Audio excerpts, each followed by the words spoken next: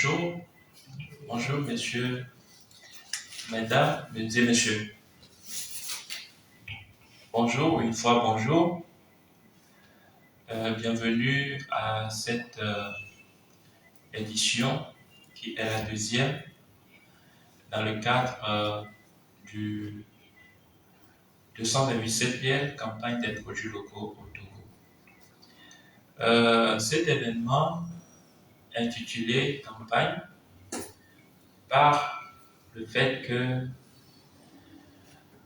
nous voudrions évidemment participer activement dans la promotion de la consommation locale au Togo.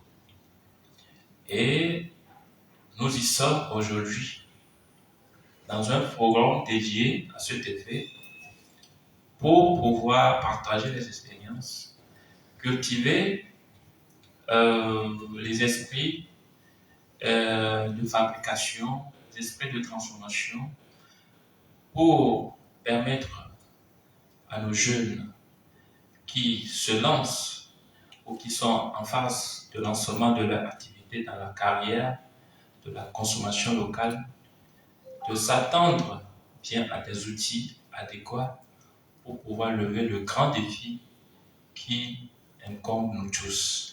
À cet effet, ce forum vient d'être lancé et nous vous souhaitons la bienvenue, nous vous souhaitons votre aimable attention pour suivre de bout en bout les activités qui concourent par des ateliers, des formations et aussi bien des expositions en ce lieu pour symboliser notre activité qui regroupe les jeunes autour de la consommation locale.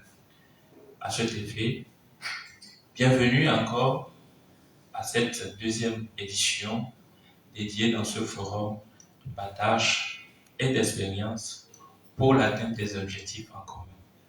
Alors, je vous remercie et bonne écoute, bonne attention à tous et à toutes.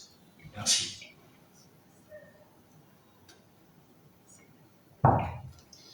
Merci beaucoup donc à Monsieur Jean Bokovi qui nous ouvre ce panel par ses mots d'introduction et ces mots donc de bienvenue à vous tous qui êtes participants à cet événement. 228 CPL, campagne de promotion des produits locaux, c'est donc autour de cette rencontre que nous nous retrouvons aujourd'hui. Et si après le programme de la journée déroulé, donc dans quelques instants, nous démarrons avec le premier panel qui a pour thème le capital humain, force de mobilisation de la production et de la consommation locale pour une économie circulaire au Togo. Autour de ce panel, nous aurons deux intervenants de renom. Dans un premier temps, le docteur Apalo Rosine Atafeina et à ses côtés, M. Dieudonné Tchabi.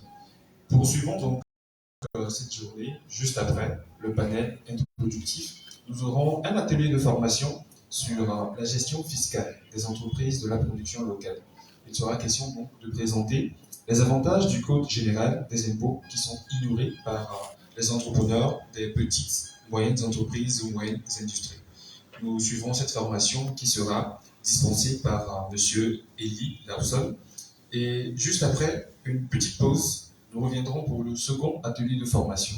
Cette fois-ci dispensé par un tandem de formateurs, Madame Jaël Amouzou, Monsieur Yao Huntinou, qui vont nous entretenir sur le développement de packaging d'un produit local et la gestion des marques de consommation locale.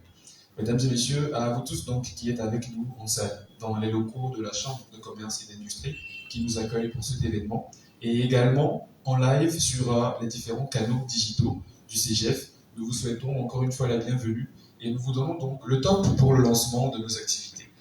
Allons sans plus tarder à la découverte de nos intervenants et aussi donc en saluant la présence du promoteur de l'événement, M. Jean Bokovi, dont nous venons d'entendre les mots d'introduction, et nous allons poursuivre.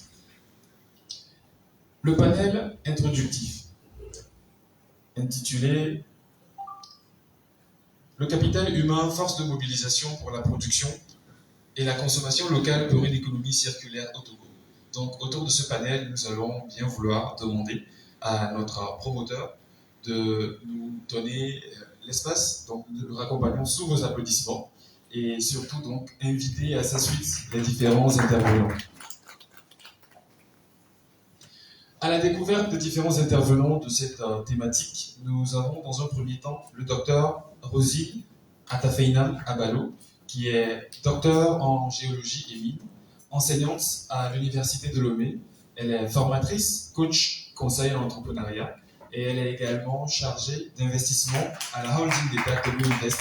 Nous accueillons la directrice de l'ONG AFEMET, Association des femmes dans le secteur minier ou en entreprise au Togo, Dr Rosine Abalo, sous vos applaudissements s'il vous plaît.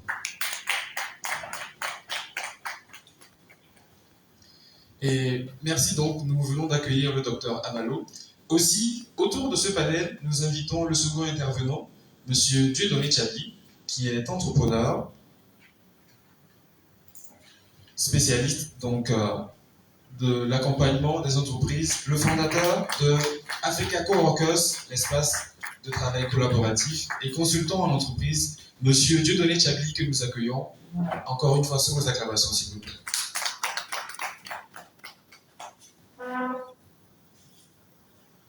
Merci beaucoup. Nos différents intervenants sont maintenant installés. Nous rappelons encore une fois la thématique qui nous réunit aujourd'hui. Nous sommes en échange, en partage sur le thème « Le capital humain, force de mobilisation pour la production et la consommation locale pour une économie circulaire au Togo ». Avant donc de rentrer dans le vif du sujet, nous allons prendre les mots de bienvenue, la température de nos différents intervenants, en commençant par la dame, le docteur Abalo. Merci.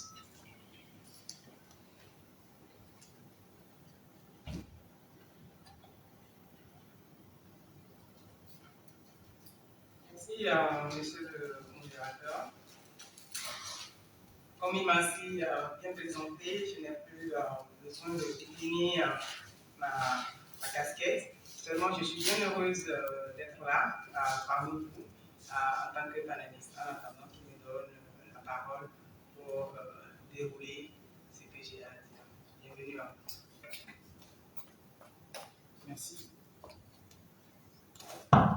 Merci donc à notre panéliste, le docteur Abalo. Nous prenons également les salutations et les mots d'introduction de monsieur Dieudonné Tchabli qui est avec nous. Monsieur Dieudonné.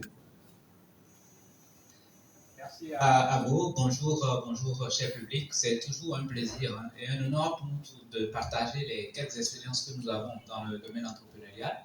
Et c'est également un moment très intéressant pour moi parce que là, je suis face à des gens, je suis face à des humains, donc je suis face au capital humain qui est un capital très important d'ailleurs qui fait partie de l'objet de notre thématique. On va en parler tout à l'heure. Ce serait aussi donc le moment pour nous d'apprendre de vous un cadre d'échange et nous allons tous muscler encore plus notre cerveau à partir de cette thématique et ces débats et ces échanges que nous allons animer lors de cette conférence.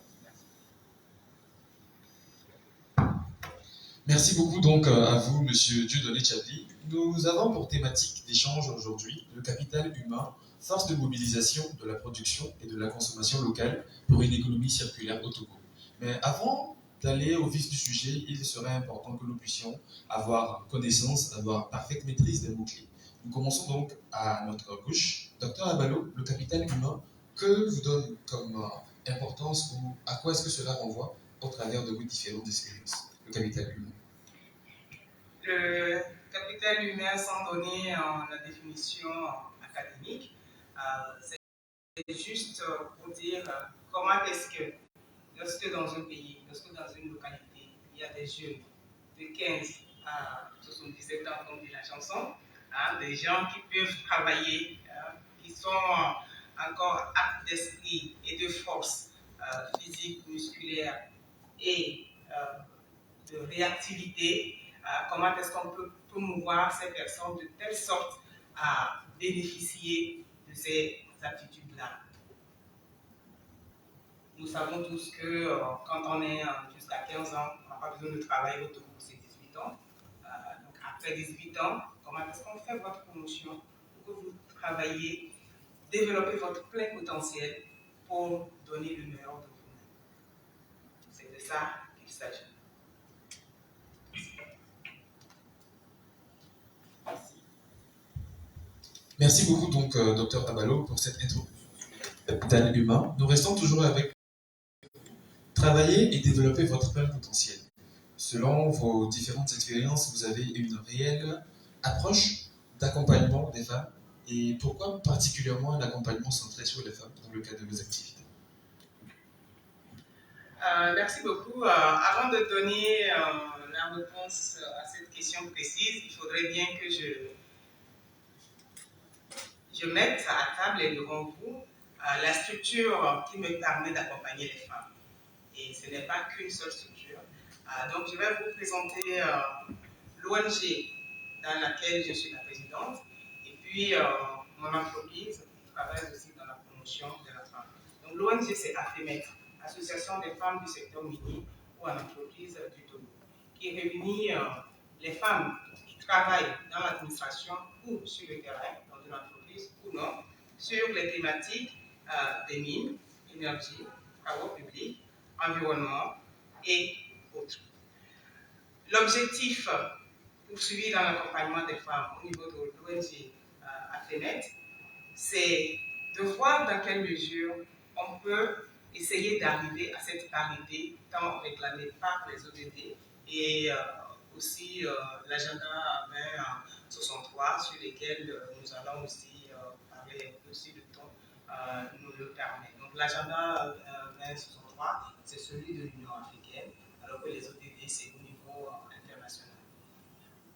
Il y a des métiers que nous considérons comme des métiers d'hommes. Et nous savons qu'au Togo, parlons donc de la démographie, nous avons pratiquement à tout âge plus de 50% de femmes. Comment est-ce qu'on peut se développer en laissant 50% de la population rade? Donc, nous accompagnons les femmes à comprendre qu'elles aussi, elles peuvent faire certaines activités.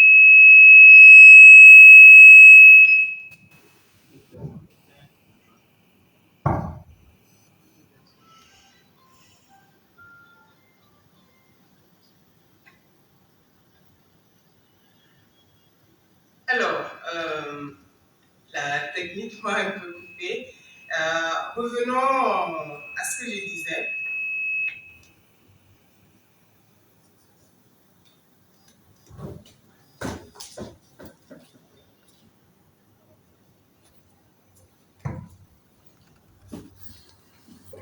D'accord.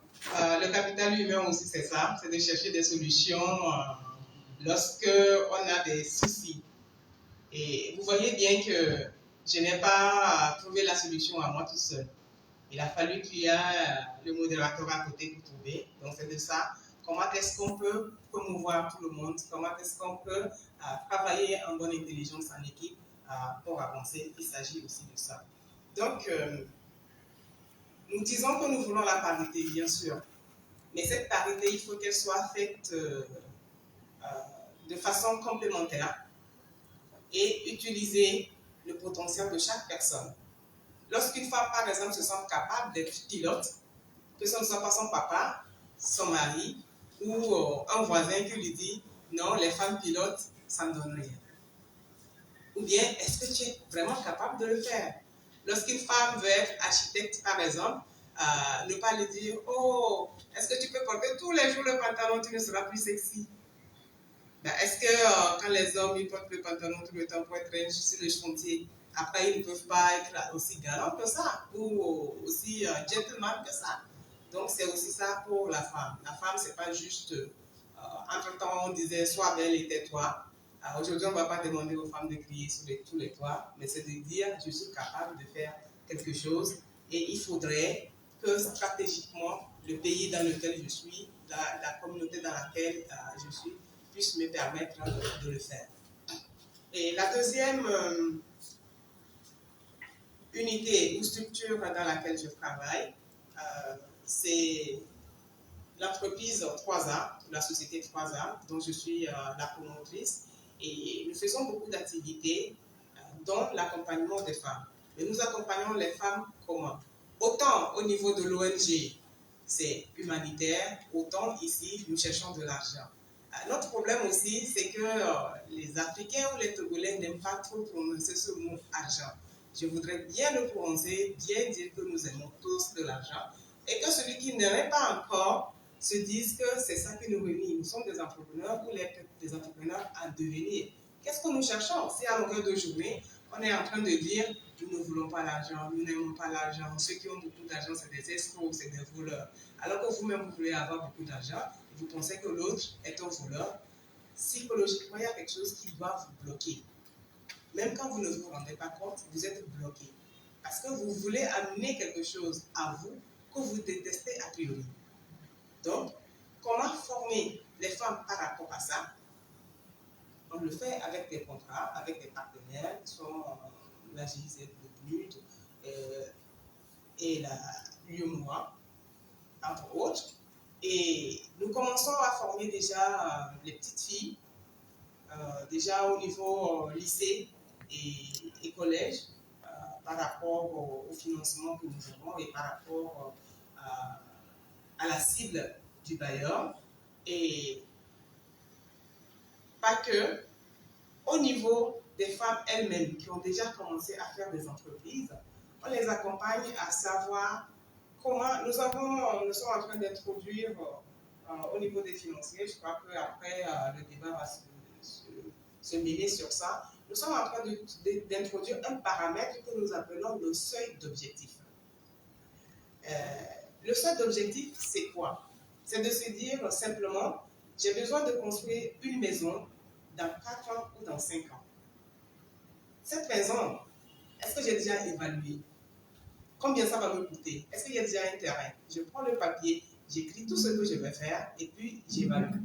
N'est-ce pas? Ou bien je m'approche de ceux qui savent le faire. Déjà, si je m'en vais voir un architecte, il faut que même si je n'ai pas encore d'argent, il faut que je le paye pour qu'il me sorte les chiffres.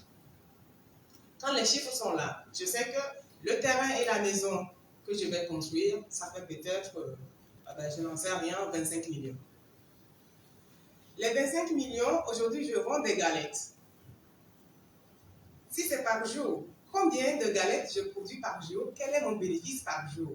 Et puis, je descends les chiffres pour me dire, si je ne dépense pas trop dans mon argent, si je prends tout mon bénéfice là pour pouvoir construire ma maison, dans combien de temps est-ce que je peux construire cette maison avec ce chiffre, tout en n'oubliant pas les inflations? Aujourd'hui, on nous dit le carburant a augmenté de prix, le riz a augmenté de prix, et ainsi de suite.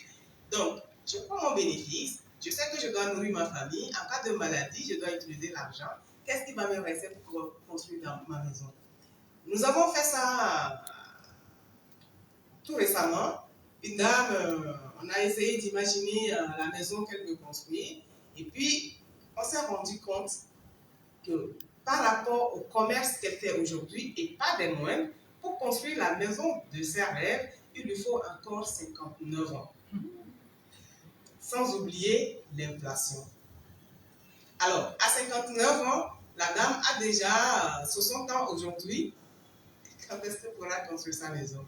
Pour ne pas trop m'étaler, je sais qu'il y a d'autres questions. Merci. Merci beaucoup. Et donc, cette première approche nous permet de comprendre l'importance déjà d'une intégration du genre et donc du capital féminin dans le processus de développement. Nous revenons avec notre deuxième panéliste, M. Dieudonné Tchadi, qui lui aussi travaille au développement du capital humain et qui va nous donner une autre dimension de cette approche, plutôt dans le sens du travail collaboratif sur le développement des coopératives. M. Dieudonné Tchadi. Alors, merci beaucoup. Je vais essayer de commencer par définir, en tout cas apporter des éléments complémentaires par rapport à ce que mon prédécesseur a souligné tout à l'heure. Mais pour cela, je vais essayer juste de caricaturer un peu. Lorsqu'on parle du développement d'un pays ou d'une entreprise, ou encore d'une maison ou d'une famille et tout ça, vous avez toujours 3 facteurs. Il y a le facteur financier, qu'on appelle le capital argent, qui est très important. Vous avez le facteur physique, qu'on appelle le capital physique, donc les matériels, les équipements et tout ce qu'il faut. Et ensuite, maintenant, vous avez le capital humain, qui est donc l'ensemble des humains, des hommes qui vont intervenir pour travailler sur le capital argent et le capital physique. Vous voyez un peu? Et donc, pour que le pays soit développé, pour qu'une entreprise soit développée, il vous faut des machines, il vous faut de l'argent et il vous faut des hommes. pour vous faire comprendre un peu pourquoi est-ce que le capital humain est très prioritaire. Si je vous posais la question de savoir, parmi ces capitaux, quel est le plus important, je parie qu'à 90%, tout le monde me dira le capital financier. Tout le monde me le dira, ça c'est sûr. On a besoin d'argent, il faut l'argent, il faut l'argent, il faut l'argent. Mais détrompez-vous, on a plutôt besoin du capital humain. Pour deux entreprises, pour deux pays, nous tous nous pouvons avoir l'argent et acheter les mêmes équipements. Quand vous achetez un équipement en Chine, votre concurrent aussi peut l'acheter. Mais l'humain que vous avez dans votre entreprise, il n'est pas évident qu'une autre entreprise achète le même humain. Et quand je parle d'humain, je ne parle pas forcément en termes de compétences. Même à compétences égales, à diplôme égal, il y a toujours un élément de différenciation qui fait que vous avez le même diplôme, mais vous n'avez pas les mêmes façons d'aborder des choses. Et lorsqu'une entreprise présente son capital humain, à 99,99%, il est quasi impossible de dire qu'une autre entreprise a le même capital humain.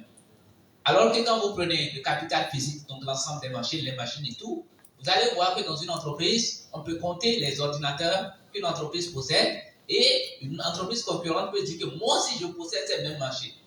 Mais en termes de capital humain, on ne peut pas avoir les mêmes choses. On peut peut-être recruter les mêmes diplômés, mais on n'a pas le même facteur humain au sein de notre entreprise. Et c'est cela qui est très important aujourd'hui pour nous les entrepreneurs, parce que nous devons comprendre comment manager aujourd'hui ce capital humain pour notre croissance en fait.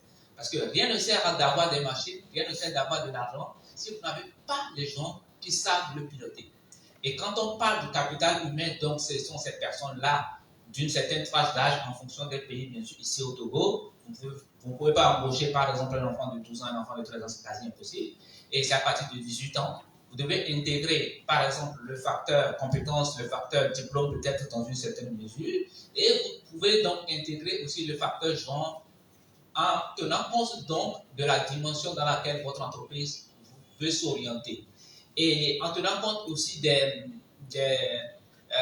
normes, sinon des directives données par peut-être le gouvernement, par peut-être les institutions internationales et tout, ou quelque part, on vous dira peut-être que pour accéder à un certain type de marché, à un certain type de capital physique et tout, votre capital humain doit être composé au moins de certains niveaux de femmes, de certains niveaux de compétences et tout ça. Et ça, je peux vous assurer que c'est ce qui rend unique une entreprise. Ce qui rend unique une entreprise, ce n'est pas votre force financière. Parce que, bon, la force financière, on peut tous l'avoir, tout le temps, on pourrait l'avoir. Et cette force financière-là, pour certaines entreprises, elle dépend de leur force de travail, alors que pour d'autres, c'est parce que juste ils ont eu un prêt. C'est-à-dire, sur mon compte, j'ai 20 millions sur le compte de Madame Ambalo, par exemple, elle aussi elle a 20 millions, mais moi j'ai travaillé pour l'avoir, Madame Ambalo vient juste de faire un prêt. Donc, on présente les deux structures, on va dire que nous avons le même capital financier. Mais en réalité, la force de travail, le capital humain que j'ai utilisé n'est pas le même. Je ne sais pas si vous voyez. Donc, c'est pourquoi il est très important que nous, entrepreneurs, nous devons miser sur ce capital humain en tenant bien sûr compte du genre. Aujourd'hui, vous ne pouvez plus dire que vous travaillez dans votre entreprise, que votre force de travail est entièrement constituée que d'hommes. Et c'est pour ça que je salue la bataille de Mme Ambalo qui essaie de faire tout pour que sur certains secteurs, dans les mines surtout, dans les énergies, dans ces travaux, même dans le développement informatique, c'est rare de voir des femmes qui s'intéressent au développement d'applications et tout ça. Ça vient peu à peu, mais c'est encore à une certaine échelle, c'est très minime. Et ce travail-là, il est à jouer fortement. Et maintenant, si on veut tenir compte de ce facteur capital humain, dans le cadre des entreprises, c'est déjà un élément fondamental. Maintenant, si on quitte le cadre des entreprises et qu'on rentre dans le cadre des coopératives, alors là, ça devient quasi urgent prioritaire. Parce qu'en entreprise, je viens de vous détailler tout à l'heure qu'en entreprise, c'est important. Mais en coopérative, c'est encore plus important parce que la coopérative, en réalité, c'est une société de personnes. C'est une société dans laquelle, en fait, ce n'est pas parce que vous avez plus d'argent que vous êtes le plus imposant. C'est une société dans laquelle une personne correspond à une voix. Autrement dit, nous avons constitué une société coopérative tout à l'heure. Moi, j'ai apporté 1 million et que le modérateur elle a apporté 100 000 francs. Nous avons la même voix, c'est ça, non? Voilà, c'est ça. Nous avons la même voix en termes de prise de décision au sein de notre coopérative. Et vous voyez que si on ne tient pas compte, c'est-à-dire que vous, en tant que manager de la société coopérative, si vous ne tenez pas compte de ce capital humain-là, vous risquez carrément de faire autre chose. Et parce que dans la société coopérative, on tient compte de l'humain surtout. On tient compte de l'intérêt collectif. La coopérative, vous devez comprendre que ce n'est pas comme des entreprises classiques, où par exemple dans la société, dans votre entreprise classique, une seule personne, par exemple, peut détenir en majorité absolue toute l'entreprise. Ou par exemple, il peut y avoir des actionnaires qui n'interviennent pas au sein de l'entreprise. Par exemple, vous avez quelque part un investisseur qui vous remet de l'argent, mais il vous laisse piloter votre entreprise comme vous le souhaitez. Alors que dans le cadre d'une coopérative, il n'est pas évident, en tout cas à 99%, vous ne verrez pas un actionnaire extérieur qui est là pour prendre de l'argent à chaque année. Non, c'est les membres de la coopérative qui forment en même temps les associés et les actionnaires. Et ce qui fait qu'à la fin de l'année, le bénéfice qui est généré par la société coopérative est divisé entre les membres de la dite société coopérative, et surtout il y a une partie qui est mise en réserve et une autre partie qui est mise pour le développement de la société elle-même. Donc l'argent est surtout divisé en trois parties. Donc les membres qui forment la société qui partagent cela, on met un montant en réserve et on met un montant pour le développement de l'entreprise. Et donc pour peut-être résumer, disons que le capital humain est un réel facteur de croissance pour toute entreprise, quel que soit vos statuts juridiques, que vous êtes en association, que vous êtes en entreprise, que vous êtes en coopérative ou pas, vous n'avez pas le choix que de compter sur votre capital humain. C'est pourquoi aujourd'hui on dit aux managers que on ne gère pas les hommes de la même manière comme on gère les machines. Je ne sais pas si vous voyez. Les hommes, le management des hommes est différent du management des machines. Et c'est également différent du cash management. Ouais, c'est une science très complexe et ça mérite non seulement d'avoir certains types de compétences, mais également d'avoir ce que nous appelons encore une fois l'humain. Parce que quand on dit que tu es humain, qu'est-ce que ça veut dire? Est-ce que ça veut dire que vous avez un diplôme? Non. Est-ce que ça veut dire que vous êtes très compétent? Non. Mais ça veut dire que vous avez quelque chose au-dedans de vous qui fait qu'on vous différencie de l'animal. Et ça, l'école ne nous le donne pas. C'est quelque chose, en fait, qui est intrinsèque en nous-mêmes. C'est pourquoi on l'appelle le capital humain. On pourrait l'appeler le capital force de travail. C'est vrai, parce que l'humain, en réalité, c'est la force de travail. Mais on n'utilise pas trop ce thème-là, parce qu'on préfère se centrer sur l'humain. Merci. Merci beaucoup à vous, Monsieur Dieudonné Tchapli. Se centrer sur l'humain et surtout le caractère particulier des sociétés coopératives qui permettent à tous ses adhérents d'avoir la même voix, d'avoir un encadrement particulier et surtout d'être sociétaire du partage des bénéfices générés par cette société coopérative. Nous reviendrons encore une fois sur la coopérative, mais en nous retournant cette fois-ci aux côtés de Madame Abalo. Dans votre précédente intervention, vous avez fait mention du seuil d'objectif sur le facteur de la promotion du genre. Est-ce que nous pouvons revenir dessus avec le cas particulier du Togo et peut-être par le biais de vos expériences en Afrique, comment est-ce que le seuil d'objectif est intégré dans les différentes planifications de développement? Madame Abalo. Merci beaucoup. Comme je l'avais dit tout à l'heure, c'est un paramètre que nous sommes en train d'expérimenter et de vouloir faire en sorte que les gens le connaissent de plus en plus et en prennent compte. Je prends le cas du Togo. Nous connaissons tous le PND, le Plan national de développement qui a été fait et puis maintenant qui est décliné plutôt en feuille de route 2025. Est-ce que l'État togolais a pensé à ce paramètre? Bon. Non, parce que ce paramètre n'est pas encore défini comme paramètre politique ou bien paramètre économique. Mais est-ce que les humains, les ministres, les DG, les chefs de département qui ont été impliqués dans la rédaction du PND ont pensé à ça? Ils ont parlé de développement des activités, par exemple, génératrices de revenus des femmes. Comment est-ce que la femme va développer son activité sans avoir une vision? Comment est-ce qu'un pays, malgré la vision, peut utiliser le capital humain de telle sorte que tout le monde, en allant par exemple, je vous assure, j'ai fait la fonction publique, avant d'arriver là, j'étais à la direction des nids. À 80%, si vous allez à la direction des nids, vous allez trouver chaque jour au moins 2 ou 3 personnes qui sont oisives. Pourquoi? Parce que son chef ne lui a pas donné du travail, par exemple. Ou soit parce qu'elle a fait une proposition un jour de travail et qu'on n'en a pas pris en compte. Ou soit parce qu'elle a demandé, je vais aller sur le terrain, et puis on lui a dit, il n'y a pas de carburant. Est-ce que tout ça là, on pense à ça? Est-ce que nous sommes en train de dire, et là, je suis en train, la question ne m'a pas posée, mais je vais directement dans le deuxième thème qui nous préoccupe, c'est aussi l'économie circulaire. Mais au-delà de l'économie circulaire, c'est comment est-ce qu'il faut valoriser ou bien utiliser à bon escient non seulement les équipements, mais les hommes qui sont dans une société, dans un pays.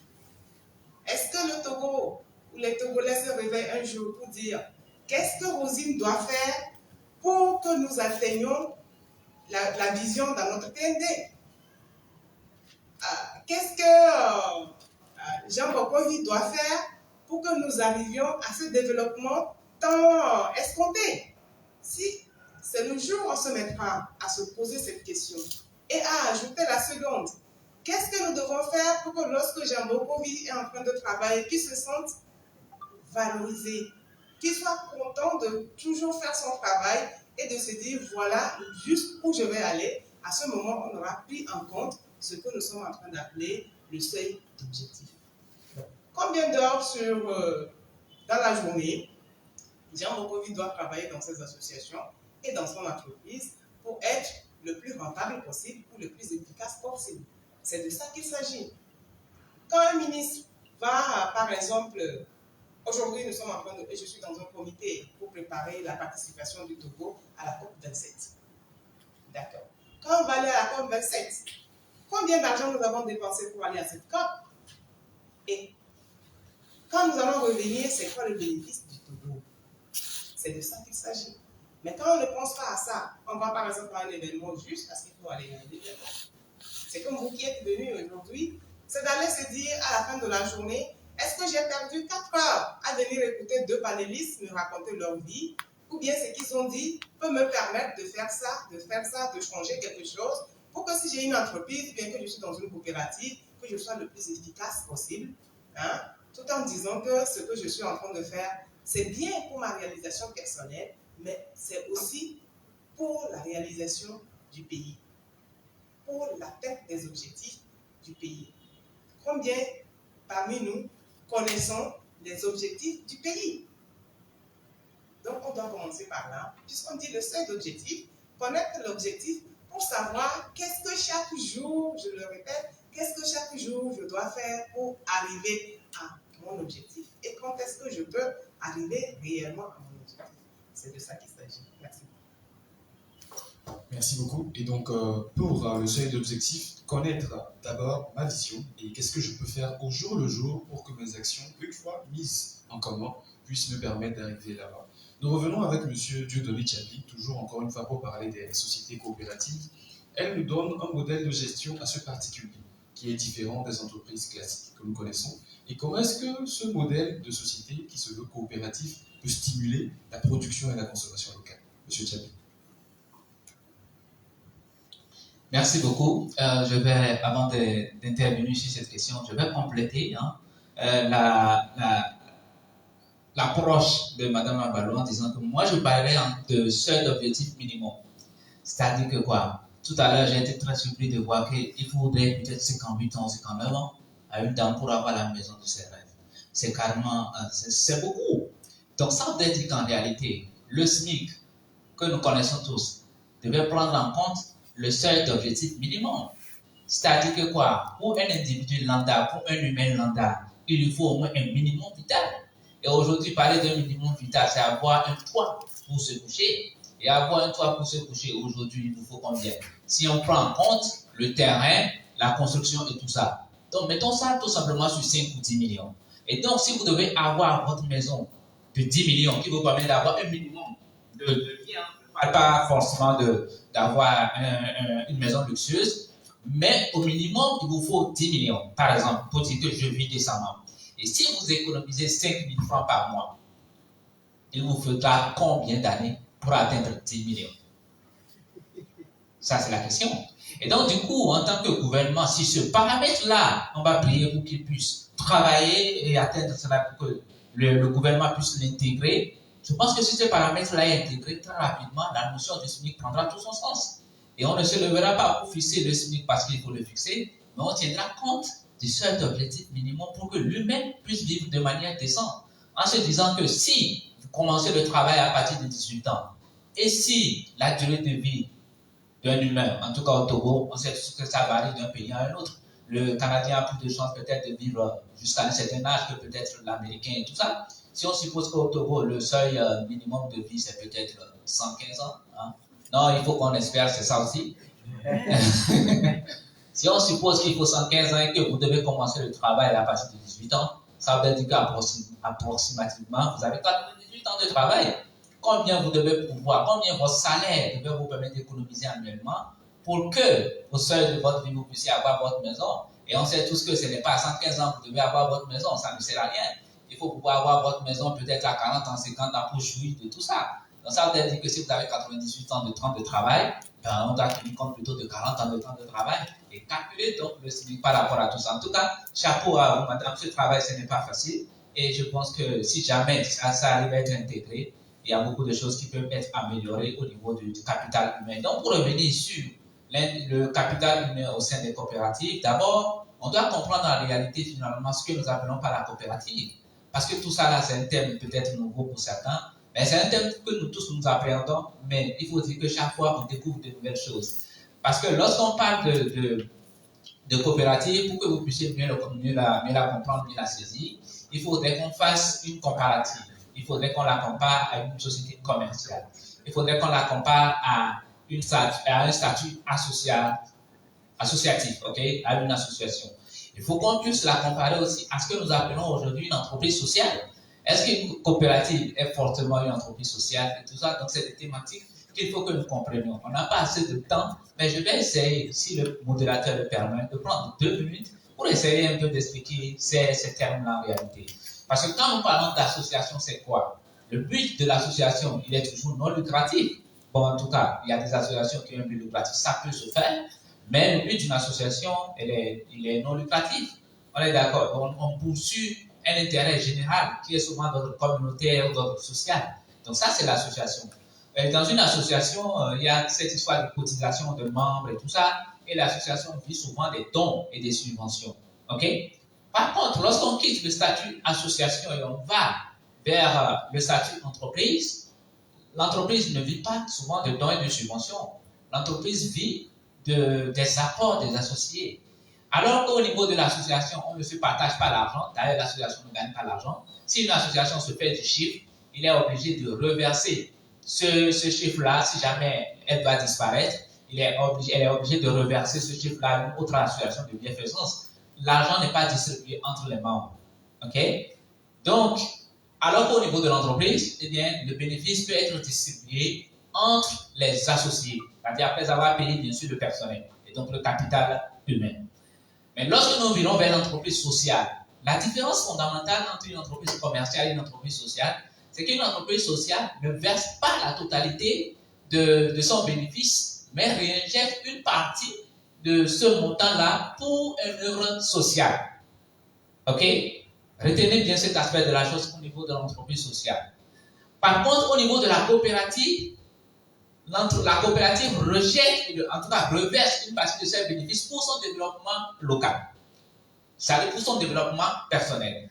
Dans l'entreprise sociale, fortement ancrée dans l'entreprise sociale, le bénéfice qui est généré, la partie qui doit être reversée peut être reversée en interne, mais aussi en externe.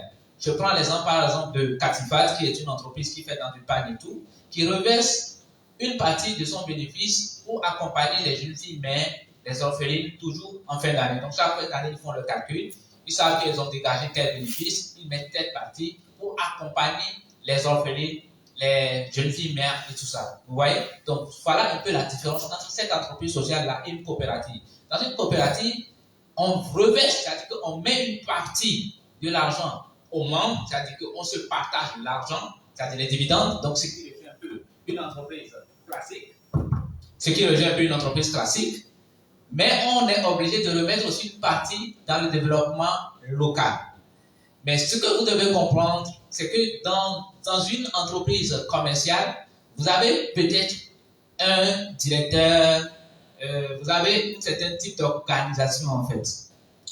Dans une entreprise coopérative, l'organisation est typiquement comme une organisation associative. Vous voyez, c'est-à-dire que vous aurez par exemple un conseil d'administration qui nomme par exemple un gérant de la coopérative.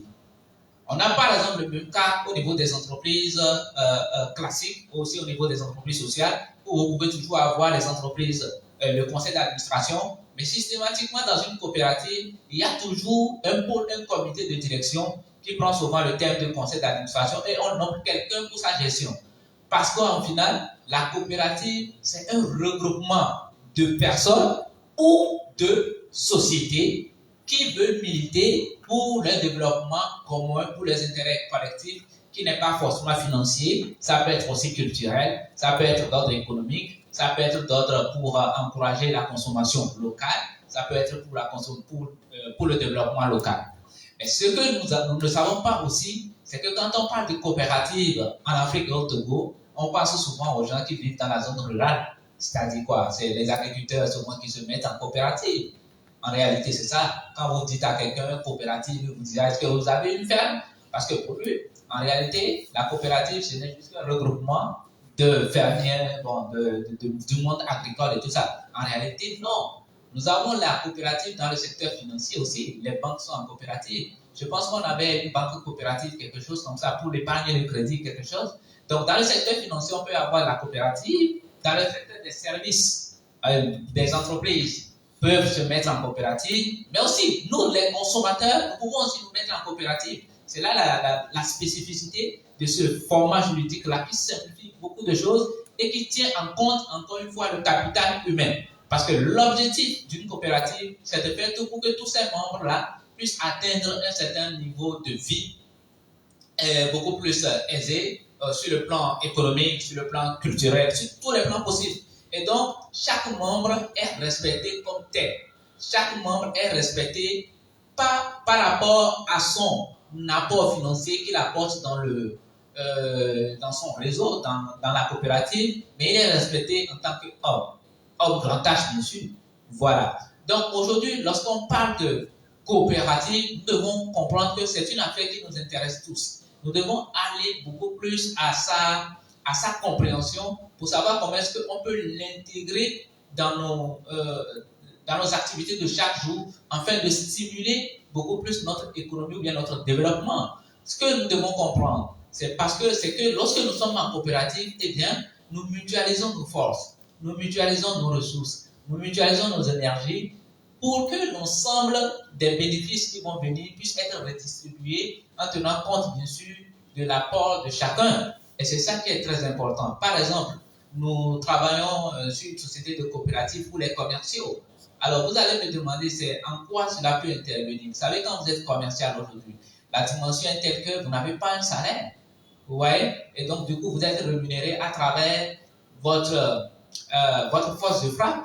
Donc, cette société coopérative des commerciaux-là pourra donc permettre de redistribuer d'une certaine manière les bénéfices générés par chacun des commerciaux à une certaine part et le redistribuer à tout le monde pour que celui-là qui n'a pas pu faire des ventes aujourd'hui puisse, par exemple, au moins assurer le minimum vital. Un truc comme ça. C'est pas encore finalisé, mais c'est voilà, donc, transposer le mécanisme de la coopérative. Vous pouvez développer plusieurs autres systèmes pour que votre communauté, votre capital humain, et il y a des coopératives qui intègrent même leur personnel.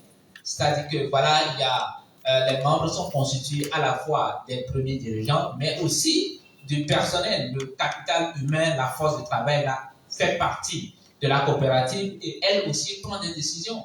Imaginez une société dans laquelle votre voix compte pour décider de qu'est-ce qu'on doit faire pour l'argent qu'on a gagné. Vous voyez, c'est tellement intéressant, tellement beau. Et donc, du coup, aujourd'hui, on assiste ça dans le monde agricole, mais je pense que c'est le moment de l'intégrer convenablement pour un développement total. Et surtout qu'on doit pouvoir prendre en compte aujourd'hui la dimension circulaire, qui est également un autre thème, mais pour dire tout simplement, parler de l'économie circulaire, c'est comment faire transposer l'argent entre nous de manière plus simple. Il faudrait que lorsque tu consommes ceci, la personne, les déchets que cette personne-là génère, puisse aussi servir à une autre personne, que cette personne aussi puisse produire des biens, des services qui vont aider quelqu'un, qui vont être utilisés par quelqu'un d'autre, et que c'est quelqu'un d'autre là soit finalement moi l'entreprise qui a généré premièrement ce service-là. Donc, la consommation des biens et des services entre nous fait partie donc de ce mécanisme-là qu'on appelle économie circulaire et peut-être on peut dire solidaire. Donc, en définitive, les mots capital humain, les mots économie circulaire, les mots coopérative sont des mots de la même famille, si on se rappelle bien sûr de la définition à l'école primaire. Merci. Merci beaucoup, donc, Dieudonné Tchabli, qui nous rappelle que ces mots sont de la même famille, et surtout que la coopérative est un modèle d'administration qui peut être transposé, pas à être confiné uniquement. Nous revenons avec le docteur Abalo, toujours pour parler de ses expériences dans l'accompagnement des femmes, et cette fois-ci donc pour montrer à quel point le changement de niveau de vie, l'accompagnement ou encore le renforcement des capacités qui est donné à une femme peut stimuler la production et aussi la consommation locale. Docteur Abalo. Merci beaucoup. Tout à l'heure, mon second panéliste parlait de mots de la même famille et il parlait de comment est-ce qu'on peut se gérer dans une coopérative. Mais je veux, à la suite de ce qu'il a dit, faire un témoignage. Surtout que nous avons essayé de dire tout à l'heure comment est-ce qu'on peut utiliser le seuil d'objectif au niveau de l'État. Nous avions eu un contrat avec la Banque mondiale sur le projet de développement de gouvernance minière qui était de former des coopératives dans la région centrale, des coopératives des gens qui produisent de l'or. Donc, comme c'est de façon artisanale, on les appelle les orpailleurs. Donc, orpailleurs et orpailleuses. Et il fallait que ces gens aient un récépissé, donc reconnu au niveau de l'État. Il y a l'OADA sur les coopératives qui gère ça. Au Togo, de toute façon, l'OADA dispose que lorsque, pour l'immatriculation des coopératives, chaque ministère peut créer un organe pour le faire. Au Togo, le seul ministère qui a créé l'organe, c'est le ministère de l'Agriculture. Donc, nous voulons faire de coopératives d'artisans miniers. Où est-ce que nous allons? Nous disons bien l'OADA, qui dit que, à défaut qu'un ministère sectoriel ait l'organe, c'est la direction de l'administration ou bien le ministère de l'administration qui s'en charge. Déjà, quelles que soient les coopératives que vous pouvez créer, vous pouvez aller avoir une reconnaissance au niveau de la préfecture. Donc, ministère de l'administration. Nous allons au ministère de l'administration, on nous dit allez au CFE parce que la coopérative produit de l'argent. Nous allons au CFE, le CFE nous dit c'est le ministère de l'Agriculture qui fait ça, non? On leur dit non, ce n'est pas un truc agricole qu'on veut faire. Nous revenons au ministère de l'Administration et il nous a fallu 4 mois pour expliquer aux gens du ministère de l'Administration que c'est là-bas qu'on doit créer des coopératives d'artisans miniers, à défaut que le ministère des Mines crée un organe dédié à ça. Finalement, ils ont compris, ils ont accepté. Bon, ils n'ont pas une liste de documents à fournir, ils ne savent pas combien il faut payer, ils nous mettent sur le truc des associations en disant simplement, vous, on va vous dénommer coopérative. Il a fallu que nous allions encore au ministère de l'Agriculture pour voir comment est-ce que c'est libellé avant, c'est-à-dire quand ils vont faire l'immatriculation, qu'est-ce qu'ils vont dire dans le papier de l'immatriculation? Ils n'avaient pas. Capital humain, est-ce que c'est à l'ONG d'aller vers le ministère de l'Agriculture pour en savoir, pour venir vous dire? Est-ce que c'est à l'ONG de venir convaincre les gens de l'administration par rapport à ce qu'ils devaient faire, les convaincre. Et pendant ce temps, nous avons perdu, donc je parlais de 4 mois, en comptant le premier mois où on a circulé de service en service pour savoir qu'est-ce qui va le faire. Et finalement, ça a été fait. Mais comme ça doit prendre aussi un peu de temps avant que le ministre ne signe, parce que quand on faisait cette tractation, le ministre n'était pas là. Donc on lui envoie un document, il voit coopérative, il faut bien que lui aussi comprenne que c'est lui qui doit signer. Nous avons fait 6 mois, et par rapport à ça, nous avons dû demander un avenant pour pouvoir clôturer notre projet, parce que le contrat ficelait que vous allez finir vos activités à temps. Capital humain parlant, nous avons perdu 6 mois. Qu'est-ce que la coopérative qui devait être immatriculée a perdu en 6 mois? Qu'est-ce que nous, l'ONG, qui avons le contrat et que nous n'avons pas fini dans le temps, nous avons perdu? Ce n'est pas en termes d'argent. Quelque part, on dit time is money. Alors, lorsque vous perdez le temps, vous devez normalement vous dire combien je perds, non seulement en temps, mais aussi en énergie. Et quelque part, quand on va aller discuter avec les gens, capital humain, si je dis un mot qui n'intéresse pas l'autre, à la limite, est-ce que c'est moi qui dois venir te dire ce que tu vas faire? Bon, si je l'avais dit, c'est la catastrophe et le document ne serait jamais signé. Donc, capital humain parlant, c'est à nous de savoir qu'est-ce que, par rapport à nos relations, qu'est-ce que nous devons faire aussi pour améliorer les choses. Qu'est-ce que, lorsque nous sommes à un poste quelque part, savoir exactement pourquoi nous sommes là et qu'est-ce que nous devons faire. Alors, au niveau de l'accompagnement des femmes, pour les booster, je donne un exemple des femmes qui travaillent au niveau de la zone agricole planifiée de PIA. La zone d'aménagement agricole planifié, c'est le ministère de l'Agriculture qui a initié ce projet et a dit pour qu'une ZAC, un canton. Donc, pour qu'un canton bénéficie de ça, il faudrait que les natifs mobilisent au moins 50 hectares ou 100 hectares de terre.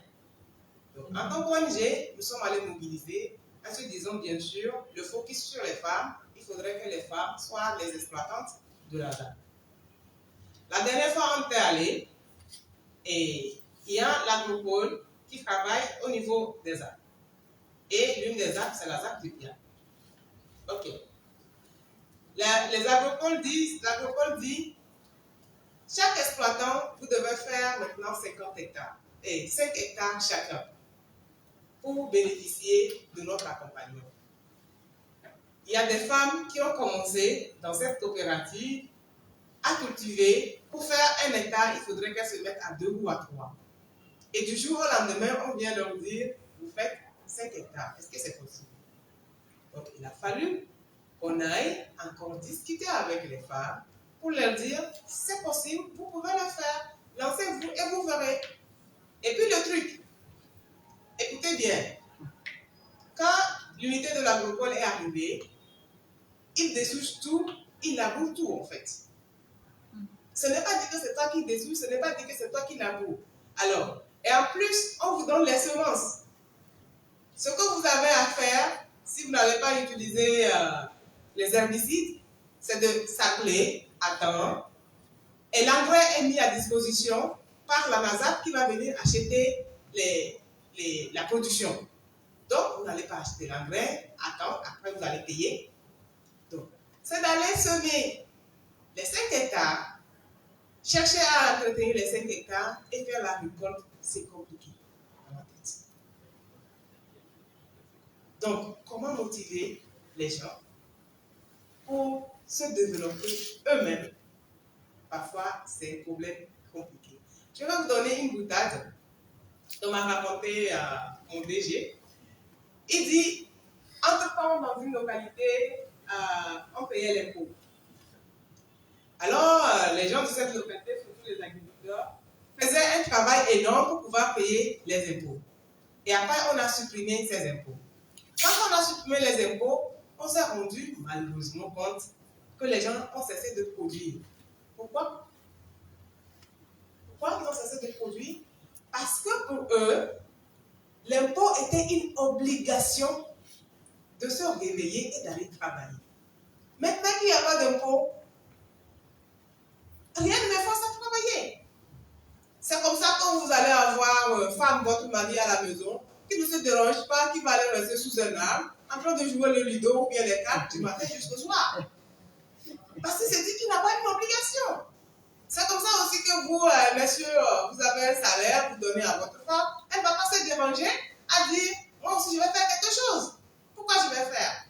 Et j'ai une histoire, une de mes belles-sœurs, qui n'est pas aujourd'hui avec son mari, mais qui le remercie tous les jours. Parce qu'entre-temps, on devait la recruter. Pendant que son mari lui donnait argent de, comment l'appelle-t-on, manger et popote, 50 000, elle va au travail, on dit on va te payer 32 000. Elle vient dire à son mari, ah, moi j'ai déjà 50 000, pourquoi je vais aller faire un travail de 32 000? Son mari lui dit, ok, c'est moi qui te donne 50 000. Et puis son mari était un militaire. Il dit, bon, si je m'en vais au champ de bataille, s'il y a une guerre, que je m'en vais au champ de bataille et que je meurs, c'est moi qui te donne encore 50 000. Non. Ok. Je ne dis pas que je vais le faire. Mais le jour où je vais prendre une seconde femme, tu es sûr que je vais te donner les 50 000? Non. Donc, la femme est allée travailler. La femme est allée travailler. Justement, comme l'histoire rattrape les gens, finalement, le monsieur a pris une deuxième femme, une troisième femme. C'est la troisième femme qui est venue faire des problèmes à la première femme. Et elle était obligée de quitter la maison. Donc, entre-temps, elle a travaillé, elle est repartie encore à l'école pour augmenter un peu d'argent. Alors, son salaire a augmenté, elle a même été chef de service, elle a construit une maison à Abalpedo. Et même pour construire sa maison, c'est son mari qui lui a dit, mais qu'est-ce que tu fais avec ton argent? Achète le terrain et puis construis la maison. Elle a acheté les terrains, elle a construit la maison. Donc, quand elle devait quitter le foyer de son mari, parce qu'elle ne pouvait pas des problèmes de la troisième femme, elle est allée simplement s'installer chez elle. Et jusqu'aujourd'hui, elle est en train de dire, ah, même si votre frère n'est pas gentil, au moins il m'a aidé à avoir ma maison. Merci.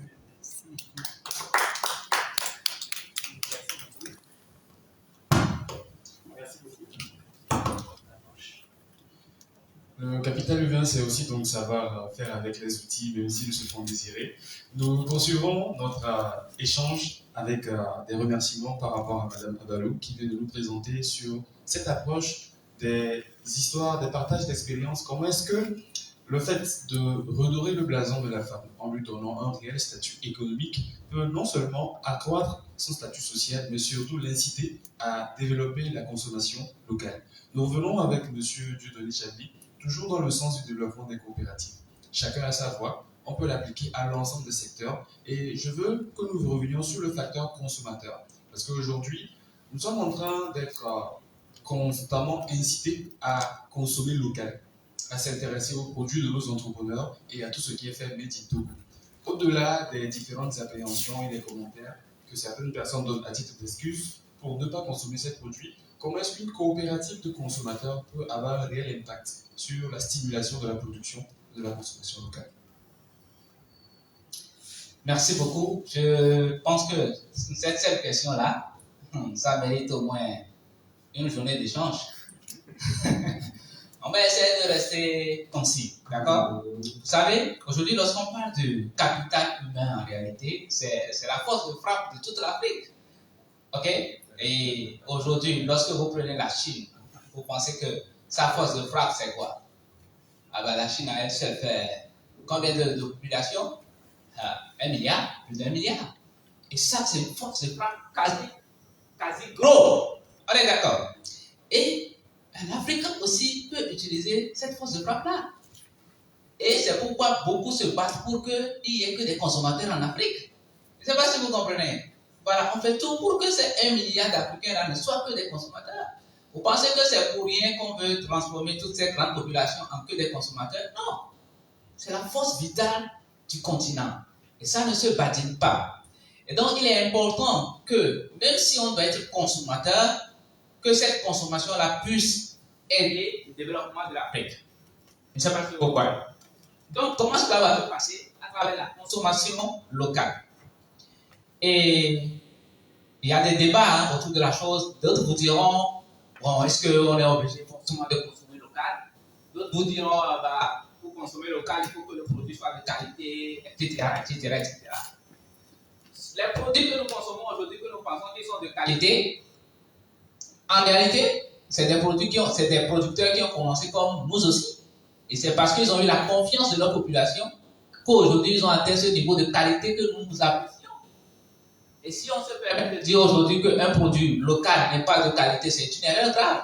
Pour que ce producteur puisse atteindre ce niveau de qualité, il a besoin de vous en tant que consommateur. Si vous ne lui permettez pas d'avoir votre confiance, d'avoir votre capital argent et de le réinvestir dans le développement local pour que ce produit puisse atteindre, n'est-ce pas, le seuil de qualité qu'on le souhaite, eh bien, ce n'est pas possible. Un autre élément, le juif qui va consommer chez le juif n'est pas con. Le Libanais qui va consommer chez le Libanais n'est pas con. On est d'accord. Le Français qui cherche d'abord une boutique française n'est pas con. Si d'autres personnes le font, pourquoi nous autres Africains trouvons toujours des excuses? Nous autres Togolais, si on peut le dire entre griffes, pas tous les Togolais bien sûr, mais pourquoi est-ce que nous trouvons toujours des excuses en disant non, le patriotisme ne veut pas dire que je dois consommer parce que c'est forcément local et tout, tant que le produit n'est pas local, etc. Je dis net aujourd'hui. Nous devons tous consommer local. Nous devons faire l'effort de consommer local parce qu'il ne s'agit pas que de votre suivi, il s'agit du suivi de notre potentiel humain. Alors, je vais vous donner encore, je vais faire notre gymnastique. Vous savez, lorsque vous consommez local, l'argent va où selon vous? L'argent reste dans la localité. Mais lorsque vous consommez outre local, mais il y a au moins une grande partie du capital financier qui part. Je ne sais pas si vous comprenez. Et donc, pour que le Togo, pour qu'on puisse dire, que toi tu puisses dire que l'argent circule, il faut que tu fasses attention à consommer local. Parce que avant de dire que mais l'argent n'est pas au Togo et autres tout ça, combien d'argent toi tu as injecté dans le circuit avec ce que tu arrives à gagner pour commencer par dire bah, l'argent ne circule pas au Togo. Tu prends, la dernière fois j'étais en train de discuter avec un responsable au niveau de la banque, je leur dis mais niet, vous la banque, il serait intéressant que vous nous fassiez toujours la liste des personnes que vous financez, des entreprises que vous financez. Je veux bien voir dans votre quota de pourcentage quelles sont les entreprises que vous financez. Autrement dit, une banque commerciale qui prend que son argent pour financer des grandes multinationales est en train de tuer le continent, sinon le peuple. Parce que nous épargnons chez vous avec notre maigre ressource et vous prenez nos épargnes pour financer une entreprise multinationale qui part avec le 1 tiers, qui part donc avec le 1 tiers de sa force de frappe. Vous voyez là où ça dit? Donc, j'ai raison de dire, je ne vais pas mettre mon épargne chez vous.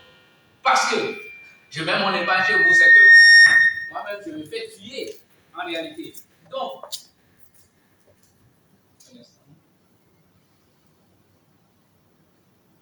c'est un peu comme si ma voix porte un peu, c'est ça? Donc, on continue avec la voix, n'est-ce pas? Merci beaucoup. Donc, disons que si aujourd'hui, on veut pouvoir trouver une solution à tout ça, il est important que nous, les consommateurs, qui avons compris, nous mettions en coopérative. C'est-à-dire que ce n'est qu'en coopérative qu'on peut porter le débat haut et fort. Parce que individuellement parlant, nous n'avons pas une force de frappe. C'est comme par exemple le brindille de balai. Est-ce qu'avec le brindille de balai, vous pouvez balayer votre chambre? C'est quasi impossible. Mais mettez plusieurs brindilles de balai ensemble, je vous assure, votre chambre sera nickel. Et c'est cela, c'est de ça qu'il s'agit. Il faudrait que nous, les consommateurs, aujourd'hui, nous mettons en coopérative pour commencer donc par amener les autres consommateurs à consommer local à travers des mécanismes.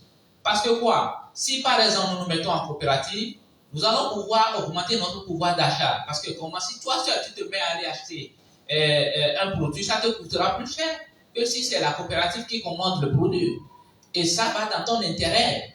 Et si cette coopérative-là s'inscrit dans le développement local, et si cette coopérative-là réinjecte donc toute l'économie que vous allez réaliser dans le développement local, vous comprendrez que d'ici quelques années, eh bien, nous tous, nous serons quand même à un niveau acceptable. Et donc, lorsqu'on parle de la consommation locale, lorsqu'on parle de la production locale et tout ça, tout dépend aussi de nous les consommateurs. C'est nous les consommateurs qui allons faire que d'ici 3 ans, d'ici 5 ans, lorsque nous allons prendre un produit togolais, qu'on puisse le mettre taper la main sur la table et dire ouais, ça c'est de qualité. Je suis prêt à mettre mon doigt sur le marteau d'enclume parce que je suis sûr que ça c'est de qualité. Et donc cette qualité-là ne peut pas venir ici aujourd'hui. Je ne fais pas confiance à l'entrepreneur qui est en train de démarrer. Maintenant, le plus aberrant dans toute cette histoire, c'est qu'on a toujours l'habitude de dire que le produit de l'autre est toujours de qualité. C'est-à-dire le produit de l'extérieur est toujours de qualité. Ah, mais dis donc, qui vous a dit que le produit de l'autre est toujours de qualité? Est-ce que vous savez comment les produits développés en mode industrie, vous savez tout ce qui rentre en jeu? Et si vous suivez les documentaires, pas possible, en tout cas sur YouTube et autres, tout sur comment les fromages, les saucisses et tout ça là sont fabriqués, vous allez vous dire, je préfère acheter le saucisson de ce côté. Je préfère acheter quand même la saucisse de ce producteur local là. Même si ce n'est pas fortement de qualité, au moins je sais qu'il n'y a pas d'autres éléments indigènes qui peuvent intégrer dedans. Donc il y a ces éléments-là, ces facteurs qui font que la culture prime sur le dessus. Pour nous, acteurs, nous pensons que quand ça vient de l'extérieur, c'est beaucoup plus intéressant. Et j'ai été même surpris. Et ça peut-être, je passe sous le couvert de Madame Ambalo qui se connaît mieux dans tout ce qui est mine, export et tout ça. Il y a des produits qui sont fabriqués ici, mais on est obligé de mettre Made in France là-dessus. Ah, mais c'est incroyable! Je veux être fier d'avoir une bonne bouteille où on a mis Made in Togo dessus. Je suis fier. Mais que de voir qu'on a mis Made in France là-dessus. Que de voir qu'on a mis Made in China là-dessus. Parce que je me dis, si jamais je mets Made in Togo dessus, je ne vais pas faire 2 ans. Je vais fermer la porte. Et ça, c'est incroyable. Parce que lorsqu'on parle du capital humain, c'est aussi de notre nationalité dont il s'agit. Je ne sais pas si vous voyez. Et quand nous mettons Made in France, in China et autres, tout ça, nous faisons la promotion de l'autre. Et quand nous prenons ton produit qui est très bon, nous dirons que c'est le Français qui le fait bien. Alors qu'en réalité, c'est la femme à côté qui le fait très bien. Alors, le jour où cette femme-là va se présenter pour me dire, moi si je fais cette bouteille de vin, je dirais non, ce n'est pas lui, c'est plutôt la France qui le fait. Et je vais plutôt préférer continuer par consommer des produits de l'extérieur que de consommer local. Et donc c'est ça, c'est important tellement pour nous les consommateurs de se mettre en coopérative. En réalité, la mise en place d'une coopérative ne devait pas être obligatoire parce que individuellement, nous-mêmes, nous devons savoir que nous devons consommer local. Mais à défaut de ne pas le faire sur un plan individuel, on peut se mettre en coopérative pour aider les producteurs locaux à rendre disponibles leurs produits. Parce que l'une des difficultés que les entreprises locaux ont, c'est que le produit n'est pas accessible partout. Pour que le produit soit accessible partout, en réalité, il faut que le producteur puisse avoir une taille de production énorme. Et donc, la dame, le monsieur qui est à Didogomé ne va pas prendre ses billets aller-retour, 1000 francs pour aller chercher ta bouteille de jus qui est peut-être à Paratao. Il peut déjà acheter la bouteille de jus à côté. Mais comment faire pour que le jus local là puisse être au coin de la rue? Et ce n'est pas évident. Au moment où tout le monde souhaite, même les boutiques souhaitent avoir que du dépôt vente. Et c'est ça qui tue aussi les entrepreneurs, le dépôt vente. Mais on est obligé de passer par ces secteurs-là. Mais si nous, consommateurs, on se met en groupe, on peut déjà envisager, on peut déjà connaître à peu près la consommation moyenne de notre coopérative. On peut donc passer des commandes en gros chez les producteurs pour leur donner aussi des forces de frappe. Parce que vous savez, quand l'argent vient d'un seul coup, c'est beaucoup mieux que de venir en détail. C'est pourquoi quand tu dois payer quelqu'un et tu le payes à minuit, il ne peut rien réaliser avec. Mais donne-lui la même somme d'un seul coup, ça lui permet d'avancer. Donc, en tant que coopérative de consommateurs, nous pouvons donner l'argent d'un seul coup à un producteur local. Je ne sais pas si vous voyez, parce que seul vous allez acheter 50 francs aujourd'hui, l'autre vient acheter 50 francs, il lui faudra peut-être 5 ans avant de mobiliser peut-être 5 millions nécessaires à l'achat d'un équipement. Alors que si vous êtes en coopérative, très rapidement, vous venez, je veux 10 cartons de ça, ça fait beaucoup d'argent qu'il lui peut optimiser. Donc, aujourd'hui, parler de coopérative ne veut pas forcément dire, ou bien n'est pas seulement dirigé vers les producteurs. Il est important que nous, consommateurs aussi, on se mette donc en coopérative pour accompagner, n'est-ce pas, ces producteurs-là. Mais je reviens sur un aspect très particulier. Nous n'avons pas le choix que de consommer local. Si on veut que demain, mon enfant puisse dire, bon, je n'ai pas besoin de fuir le Togo pour aller à l'étranger. Ok? C'est incroyable, hein? Regardez, aujourd'hui, les gens qui doivent consommer local, ils sont déjà pris par les multinationales. Vous savez pourquoi? Dans toutes les maisons, vous avez Canal+. Dans toutes les maisons, vous avez Canal 7. Et quand vous vous connectez à une chaîne de Canal, les publicités qui sont faites, c'est des publicités, des bonbons de l'extérieur, de la saucisse de l'extérieur, du fromage de l'extérieur. Donc l'enfant qui regarde la chaîne télé aujourd'hui, il ne connaît que le bonbon entre griffes chihuahua, il ne connaît pas le bonbon de rue. Ouais. Et donc du coup, ces jeunes-là, ces enfants qui vont grandir et devenir notre capital humain pour consommer nos produits dans 5 ans, lui ne connaît que le bonbon chihuahua. Donc même nous qui sommes aujourd'hui grands, on ne veut pas consommer local. Même nos enfants qui vont peut-être nous donner l'avantage demain, eux aussi sont déjà pris par les multinationales. C'est carrément compliqué. Mais pourquoi est-ce qu'on ne peut pas aller sur les chaînes canales pour faire la publicité? C'est parce que l'entrepreneur n'a pas de moyens financiers. Mais comment l'entrepreneur va trouver des moyens financiers si vous ne lui faites pas confiance aujourd'hui? J'avais bien précisé avant de prendre cette parole, je lui ai dit qu'on va faire un débat d'une journée. Donc préparez-vous. Mais je préfère plutôt m'arrêter là pour qu'on puisse avancer.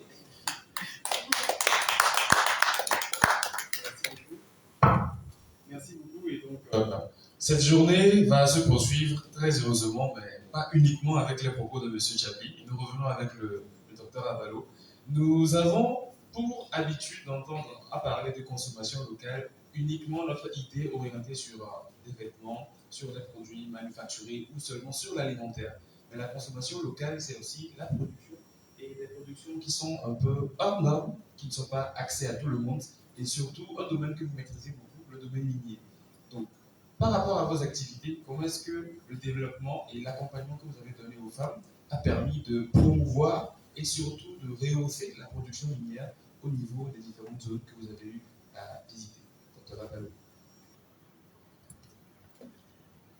C'est vraiment une question compliquée. Parce que la dernière fois, par rapport aux employeurs, je leur demandais, est-ce que quelqu'un parmi vous, vous avez, depuis que je viens ici, je ne vous ai jamais vu avec un bijou en or? Les dames m'ont crié, et si on doit acheter un bijou en or, ça va coûter cher. Pourtant, c'est elles qui produisent. Et l'or aussi. C'est comme ça. Nous sommes les formateurs qui vont faire la formation. Je ne sais pas si vont parler, par exemple, de la pyramide de Maslow. La pyramide de Maslow dit qu'à la base, c'est par rapport à la priorisation des besoins. À la base, vous avez le besoin de production et de survie, par exemple. Vous devez manger. Ou bien, je veux manger, je n'ai pas d'argent, je suis en train de faire un peu de production d'or. C'est ce que j'ai appris à faire, c'est ce que mes parents faisaient, c'est ce que mes grands-parents faisaient. Je produis de l'or, je vais aller vendre pour acheter à manger. Mon souci aujourd'hui, ce n'est pas de m'embellir, qui est à une étape supérieure par rapport à manger et dormir. Quand j'aurai l'argent, au lieu d'aller acheter, de porter des bijoux en or, je préfère encore économiser pour construire une petite paillote, par exemple. C'est de ça qu'il s'agit.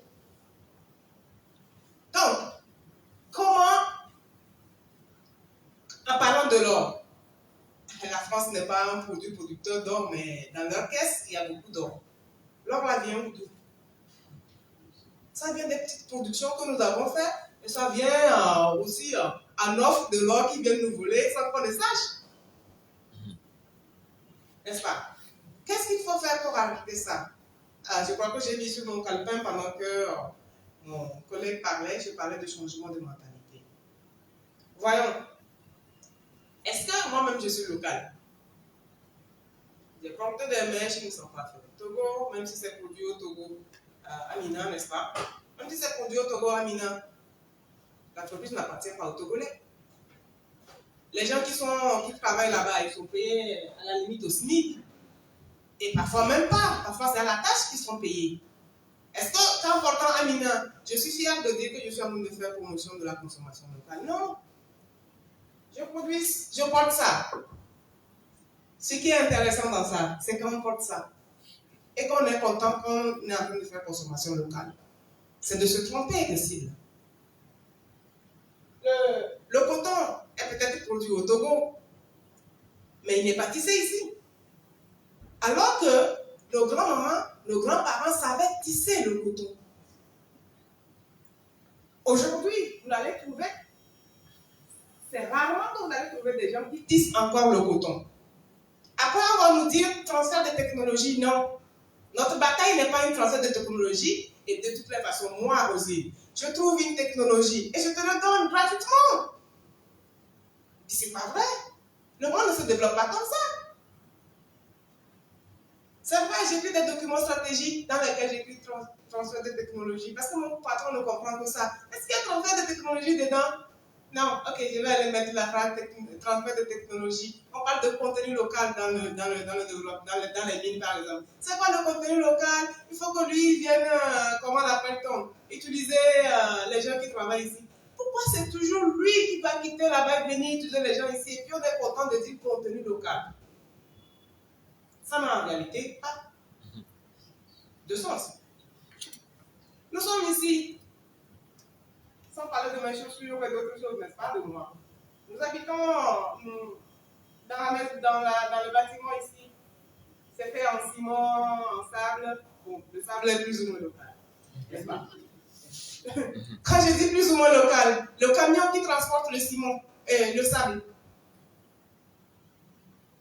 il faut acheter le camion, il faut l'amortir, il faut faire tout ça. Est-ce qu'il faut faire tout ça? Le transporteur qui transporte le sable, s'il veut vraiment amortir son camion, est-ce qu'il a de bénéfices? Qui dit qu'on a consommé local en achetant le sable? La proportion, c'est nous qui réfléchit par rapport à ça. On a peut-être acheté le ciment Sintogo, la même chose, l'entreprise n'est pas congolaise. Et je suis bien contente, n'est-ce pas, quand je vois sur le mur de Sintogo le ciment du Togo. Ah ouais? On a plus ou moins utilisé le calcaire du Togo, mais quand ils utilisent le calcaire du Togo à la direction des mines, on paye des redevances. On n'achète pas le calcaire. N'est-ce pas? Est-ce que c'est local? Il faut un changement de mentalité, mais il faut aussi une stratégie. Il y a 10 ans, et plus de 10 ans, j'avais participé à une exposition, comment l'appelle-t-on, au Palais des Congrès.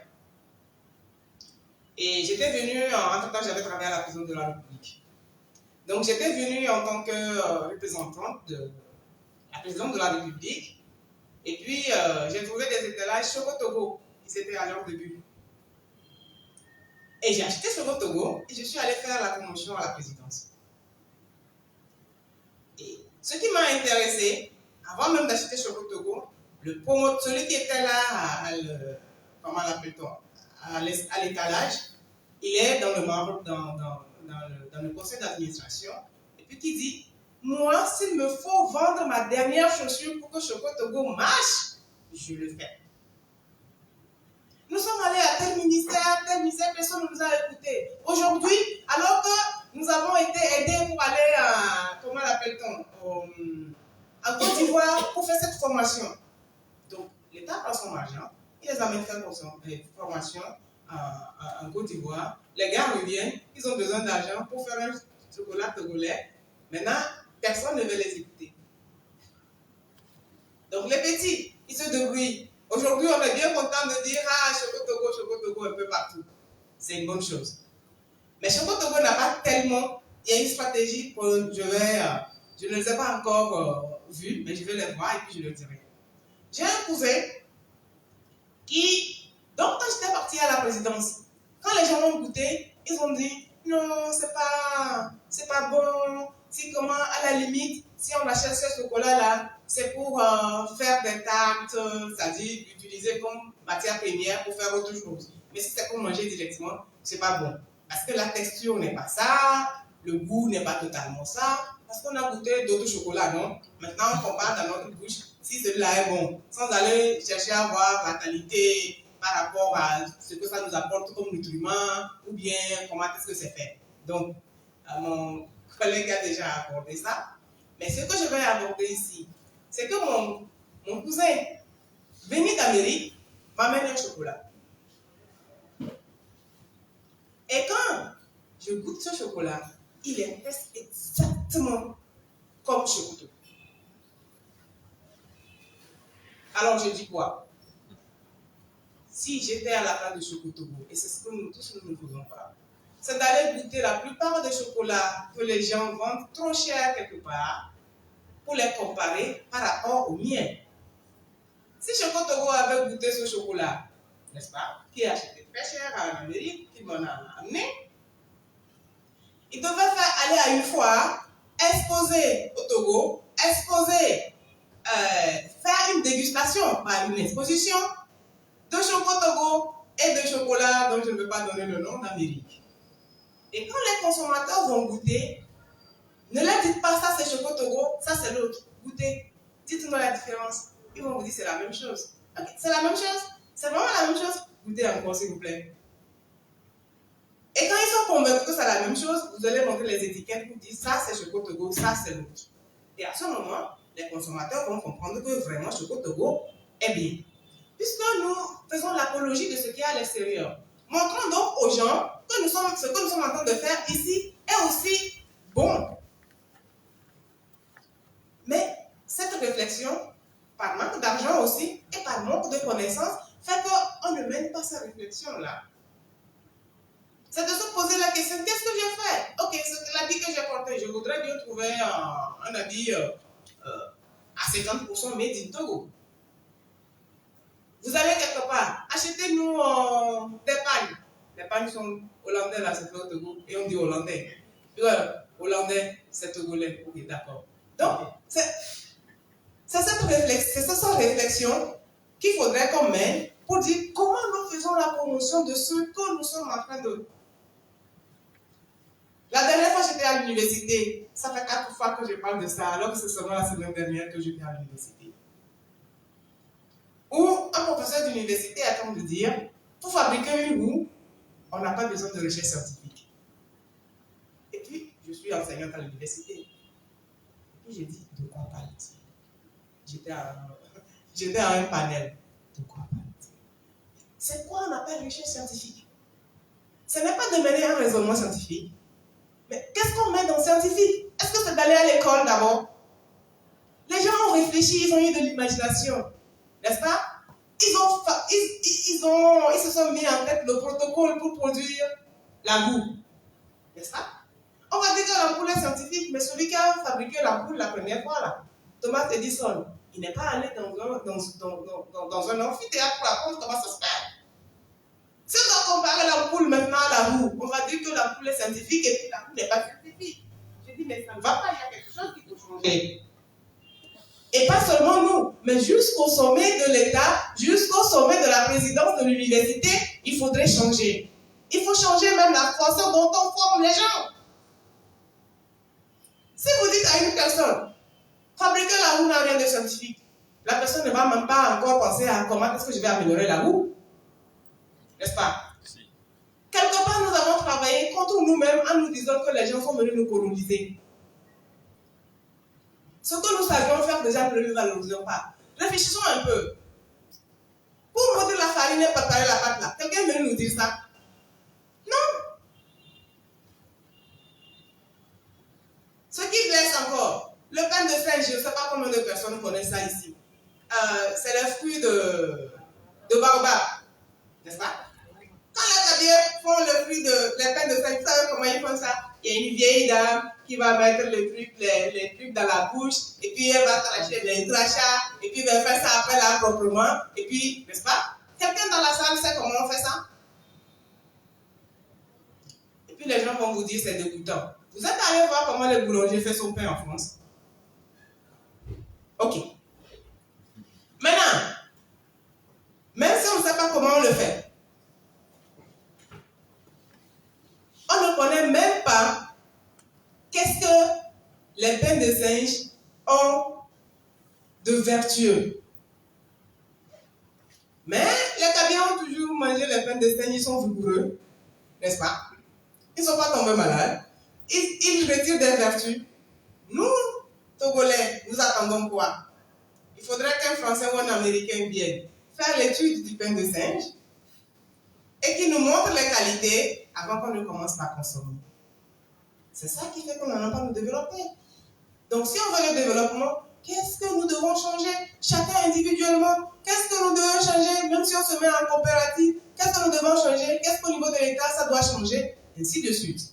Et aussi, comment est-ce que l'État va jusqu'à faire la négociation des marchés?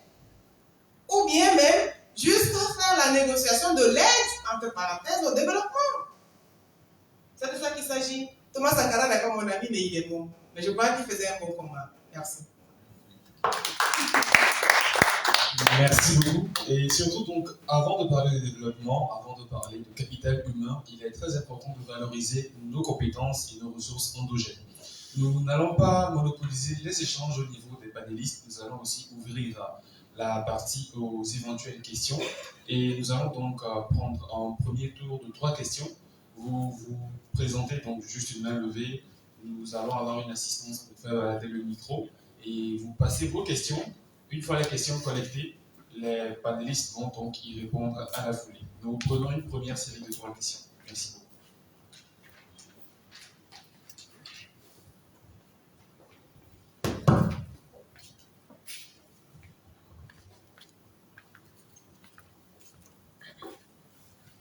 Ok, bonjour tout le monde et merci beaucoup au modérateur et à nos 2 panélistes. Moi, je suis Bamassi Basile Soué-Huy, je suis venu de Cara spécialement pour l'événement et je suis entrepreneur, promoteur d'une start-up qui s'appelle H-Express Coursier, qui est dans le domaine de la livraison et du transport de colis. Alors, par rapport au témoignage que Madame Abalou vient de faire, j'ai vécu en fait un même cas.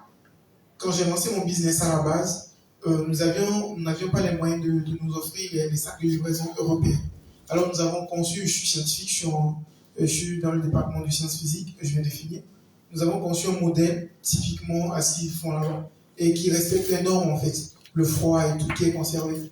Mais comme nous transportons, c'est ça pour faire les livraisons, on n'avait pas en fait de clientèle. Tout le monde passait, bon, ouais, vous transportez un sac, c'est tout. Et une fois, je suis tombé sur un sac de Just Eat qui était vendu, je vais appeler à la Bruni, et je l'ai acheté. Je l'ai acheté, on était en ce temps 2 livreurs, et je l'utilisais moi-même. Alors, quand j'ai commencé à transporter ce sac pour faire des livraisons, tous ceux qui me croisaient cherchaient à prendre mon numéro. Au début, je n'ai pas compris. Une fois, une dame m'a demandé, je suis français, elle a demandé plutôt, Just Eat est au Togo. Moi, j'ai rien compris, je ne savais pas c'est qui Just Eat en fait. Et je suis parti sur le net, j'ai fait la recherche et j'ai remarqué que, en fait, Just Eat, c'est un service de livraison français qui est très prospère, en fait. Et c'est là que j'ai compris qu'en fait, les gens ne faisaient pas appel parce que j'étais un service de livraison, mais ils faisaient appel à Just Eat, en fait. Et là, ma question c'est, souvent, dans notre procédure entrepreneuriale, nous négligeons aussi le concept de la publicité qui attire le consommateur vers nous. Nous avons souvent tendance, moi je donne un exemple, hein. Tout récemment je paye un jus qui est naturel, qui est très bon à mon avis, c'est du jus pressé d'orange. Ils ne mettent pas de sucre, ils ne mettent rien autrement que du jus d'orange. J'ai remarqué qu'ils mettaient jus d'orange, ils mettaient le nom de sa structure, mais le packaging est simple quoi, j'en sais. C'est juste un jus. Ça ne donne pas, il n'y a pas une histoire derrière ce jus. Mais la plupart des gens consomment un produit particulièrement parce qu'il y a une histoire derrière. En tout cas, ça, c'est mon avis. Maintenant, comment est-ce qu'on peut emmener les consommateurs, les futurs consommateurs, à voir l'histoire derrière? Voici, c'est ma question. Merci. Directement dans la foulée, s'il y a d'autres questions, nous répondons en bloc et puis les panélistes vont répondre.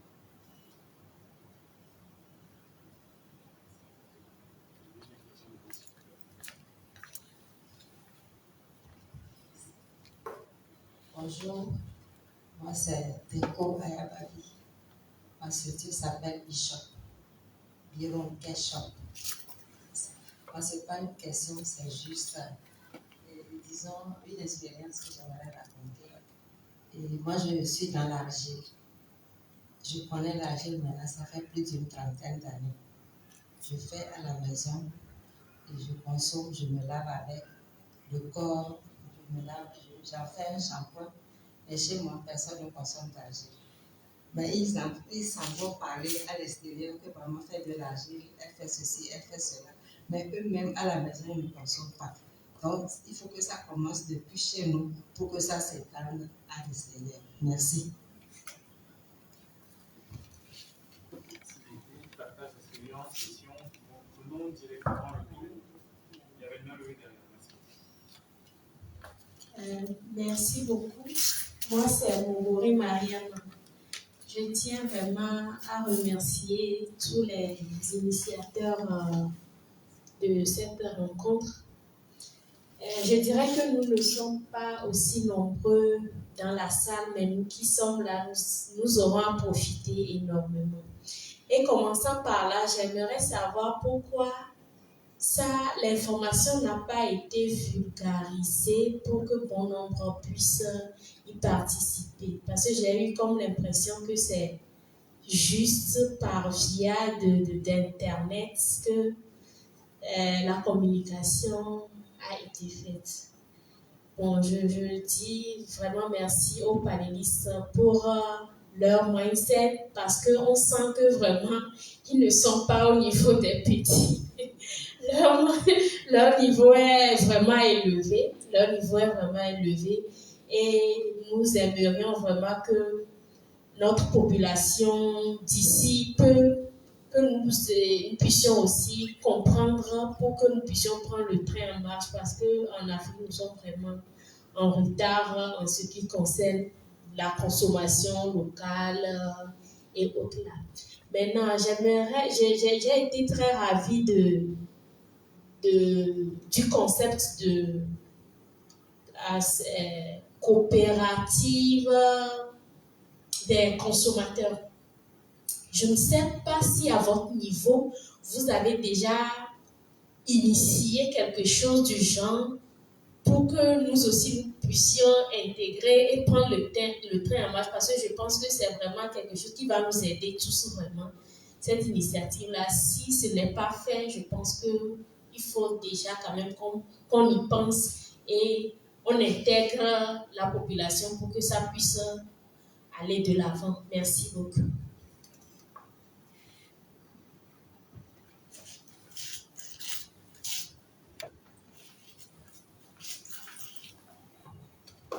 Merci beaucoup. Nous avons donc eu en récapitulatif 3 interventions, un partage d'expérience et 2 questions. La première question se résume en ce libellé: comment construire une histoire autour de son produit? Et donc, en réponse à cette question, nous allons inviter le docteur Abalo.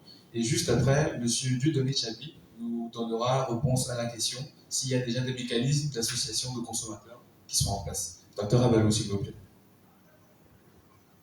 Merci beaucoup. Je crois que son expérience lui a déjà donné une piste, n'est-ce pas? Ce n'est pas, c'est d'aller à la guerre, comme on dit. Si les gens préfèrent un emballage, c'est ça que les gens font. Tout à l'heure, on lui a dit, vous fabriquez un produit ici, vous trouvez un partenaire qui va mettre Made in France, les gens vont acheter. C'est que même en pharmacie, j'ai un ami en pharmacie qui disait la dernière fois, quand quelqu'un vient, on lui donne le médicament, il dit non, je préfère le médicament de France ou bien d'Amérique. Et il a donné exactement le médicament générique est indien, n'est-ce pas? Mais l'Inde produit, mais quand il sait qu'on n'achète pas, qu'est-ce qu'ils font? Ils vont demander, et comment on appelle-t-on?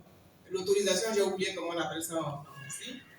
Et ils vont produire et mettre maintenant l'étiquette Made in France. Mais c'est produit en Inde. Donc, ils produisent en même temps les produits de spécialité et ils produisent les produits génériques. Et c'est le même procédé qu'ils utilisent pour produire tous les 2 produits en fait. Mais sur l'un, ils mettent Made in France et puis sur l'autre, ils mettent Made in India. Les gens ne vont pas acheter Made in India dans le générique, ils vont acheter pour Made in France. Alors, quand il dit, quand je l'ai vendu, ça, qu'il partage, je dis, il ne sait pas que le médicament qui va envoyer là se produit en Inde. Donc, voilà déjà une piste. Et puis, au cours de la formation des femmes, je leur dis quelque chose. Le bien ne fait pas du bruit, comme disent certains. Mais comment on comprend cet adage? Lorsqu'une forêt pousse, ça ne fait pas de bruit. Mais allez couper un arbre, il va tomber avec tout un fracas. N'est-ce pas? C'est ce que nous faisons. Lorsque tu as fait ça, là, tu vas dire à un cousin, tu sais comment je fais pour vendre mon produit? Et quand les gens vont savoir ça, là, ils ne vont plus acheter. Parce que tu leur as donné, c'est le secret, c'est la vérité. Mais ça là, ça va te tuer. Ou bien, bon, nous faisons ça même jusqu'au sommet de l'État. On va faire PND, on va faire PND, tout et tout. Même avant d'aller décrire PND, là, on va demander l'argent chez quelqu'un. Ce quelqu'un-là connaît ce que nous voulons faire. Alors que ce quelqu'un-là ne veut pas qu'on fasse ça, est-ce qu'il va nous permettre de le faire? Il va trouver des stratégies pour qu'on ne fasse pas. Donc tout le monde a des stratégies, mais gardons notre secret. Et si on arrive à un niveau où on sait que là maintenant on est incassable, à ce moment on racontera l'histoire. L'histoire, c'est pas au présent, c'est ce qui est passé, n'est-ce pas? Et si vous voulez conter l'histoire au présent, dites alors témoignage, vous faites, ne dites pas l'histoire. Aujourd'hui, on ne peut pas compter l'histoire des produits togolais tant que les produits togolais n'ont pas encore fait 10 ans ou 20 ans ou 50 ans. Quand les entreprises chinoises viennent à la présidence de la République ou bien à Togo US où je suis pour parler, ils vont vous dire, nous avons commencé notre entreprise en 1700 combien? Avant de parler de 1900. N'est-ce pas? Mais nous, attendant d'avoir 5 ou 10 ans, mais battons-nous avec une vision, en disant par exemple le petit qui dit moi il faut vendre ma chaussure, ma dernière chaussure, pour que Choco Togo marche, je vais le faire. Comme dit une grande sœur, il n'y a pas de réussite sans sacrifice. Qu'est-ce que nous sommes prêts à sacrifier? Et puis au Togolais là, quand il parle de sacrifice, la première fois où j'ai prononcé ça, comme si c'était la première, c'est moi qui avais créé ça, les gens dans la salle, ils parlent de sacrifice de quoi? On se trompe même jusqu'au mot qu'on utilise. Quand il y a sacrifice, c'est comme si je dis aux gens, allez chez le féticheur, tuez une poule, ou bien tuez un homme, ou bien mettez, comment on appelle-t-on, un bœuf vivant dans la... C'est à cela que nous pensons. Mais l'effort que nous allons faire, la stratégie que nous allons développer, nous ne voyons pas que ça c'est un sacrifice. C'est quand on va commencer par comprendre les mots tels qu'ils sont prononcés et de savoir où est-ce que je vais aller, de quel allié j'ai besoin. Moi-même, comment est-ce que j'ai besoin de mobiliser ma force? Il y a des jours où, c'est comme tout à l'heure, il vient de me dire, il y a une offre, est-ce que Madame Abalo vous êtes disponible? Ok, le soir je ne suis pas disponible, mais le matin, oui. Mais est-ce que je n'ai pas besoin de me reposer? Mais je trouve ma force où? Le jour où les gens vont se dire, où est-ce que je trouve ma force? D'où me vient la force? D'où me vient cette conviction que moi, je dois changer le Togo, par exemple? C'est à ce moment que ça va commencer par bien aller. Merci. Merci beaucoup. Merci beaucoup. Nous retenons surtout que l'histoire, c'est les faits du passé. Et donc, pour le présent, nous nous concentrons pour faire développer nos activités. Une association de consommateurs ou un mécanisme déjà existant. Monsieur Dieudonné Tchèque. Eh bien, avant d'interagir sur cette question, je vais encore faire un petit pourtour, si vous le permettez, en commençant d'abord par ce que notre aîné nous a dit tout à l'heure, et que je paraphrase en disant, je pense que dans toutes les maisons, nous avons un arbre fruitier. Mais quand le moment des fruits approche, nous prenons tous les fruits pour aller vendre au marché et s'acheter autre chose et rentrer à la maison. Et nous disons à l'autre, les fruits sont bons, hein? Mais nous n'en consommons pas. C'est un peu de ça il s'agit. Vous voyez, c'est la réalité. C'est une histoire de mentalité parce qu'on pense que l'argent est plus intéressant ou bien plus important que les éléments.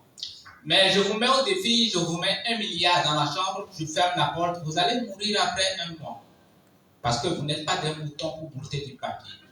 On est d'accord? L'argent sert à s'échanger contre des biens dont vous avez besoin. L'argent n'est pas la chose, c'est le bien dont on a besoin.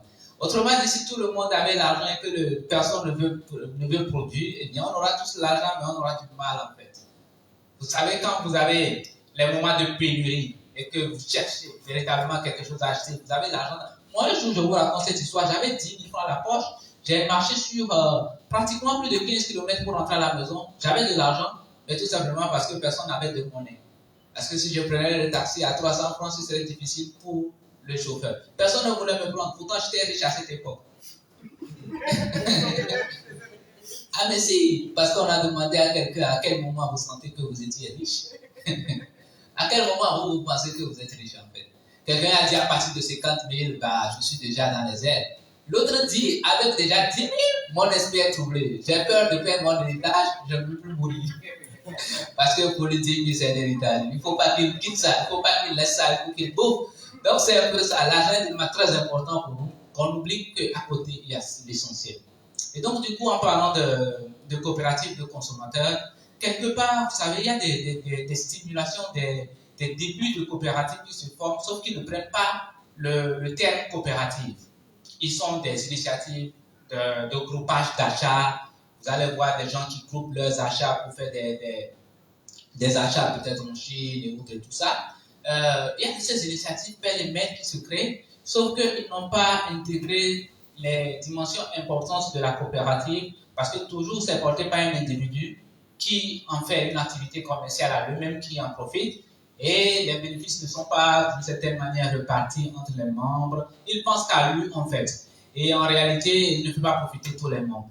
Voilà, c'est vrai que c'est les consommateurs qui créent des groupes WhatsApp pour pouvoir essayer de faire des achats, mais ça reste tout simplement au niveau de l'achat. Il n'y a pas une certaine dimension culturelle derrière, il n'y a pas un leitmotiv derrière, il n'y a pas du genre notre devise c'est de consommer local, il n'y a pas du genre notre devise c'est de protéger l'intérêt du consommateur, il n'y a pas une devise, il n'y a pas une notion du genre, ok, nous on va approcher les producteurs locaux et leur dire à peu près ce dont nous avons besoin et voir comment est-ce que nous pouvons les accompagner.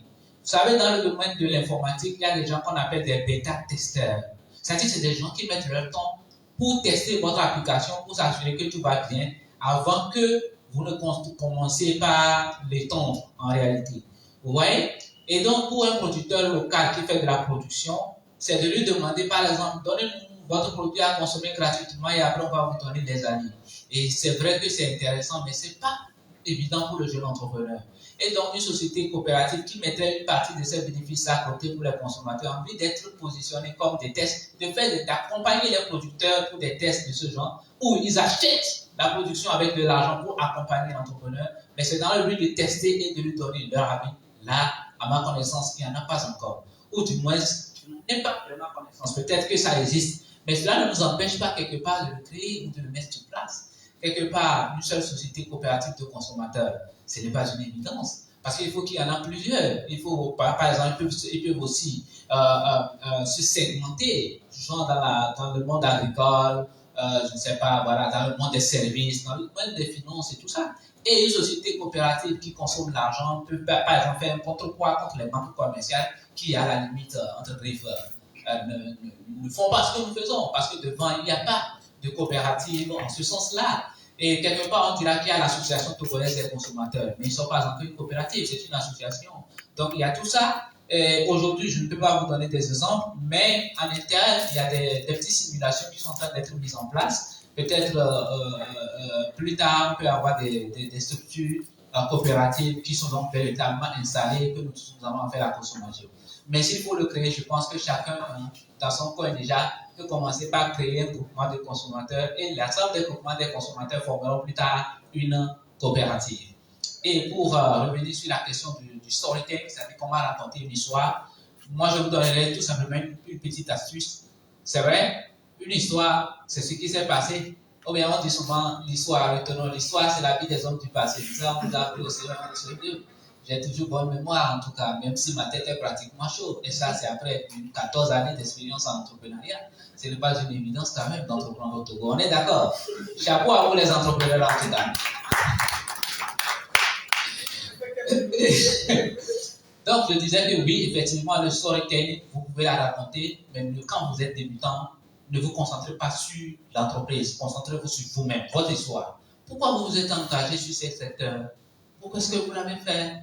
Pourquoi est-ce que? En réalité, oubliez votre entreprise, parce que votre entreprise n'a pas encore d'histoire. C'est de votre personne il s'agit. Donc, l'histoire, vous la racontez sur vous-même. Et comment la faire découvrir aujourd'hui? Les réseaux sociaux sont là.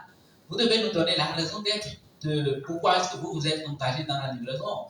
Et toujours chercher des histoires très nobles, peut-être parce que, voilà, vous sentez que le paysan à côté, il a du mal à galérer pour aller peut-être acheter un produit. Le temps qu'il quitte là-bas, le gaz a déjà chauffé, le riz est déjà cuit d'une certaine manière et tout ça. Donc, c'est pour ça que vous êtes donc lancé dans le secteur de la livraison pour aider tout ça. Voilà, c'est ça.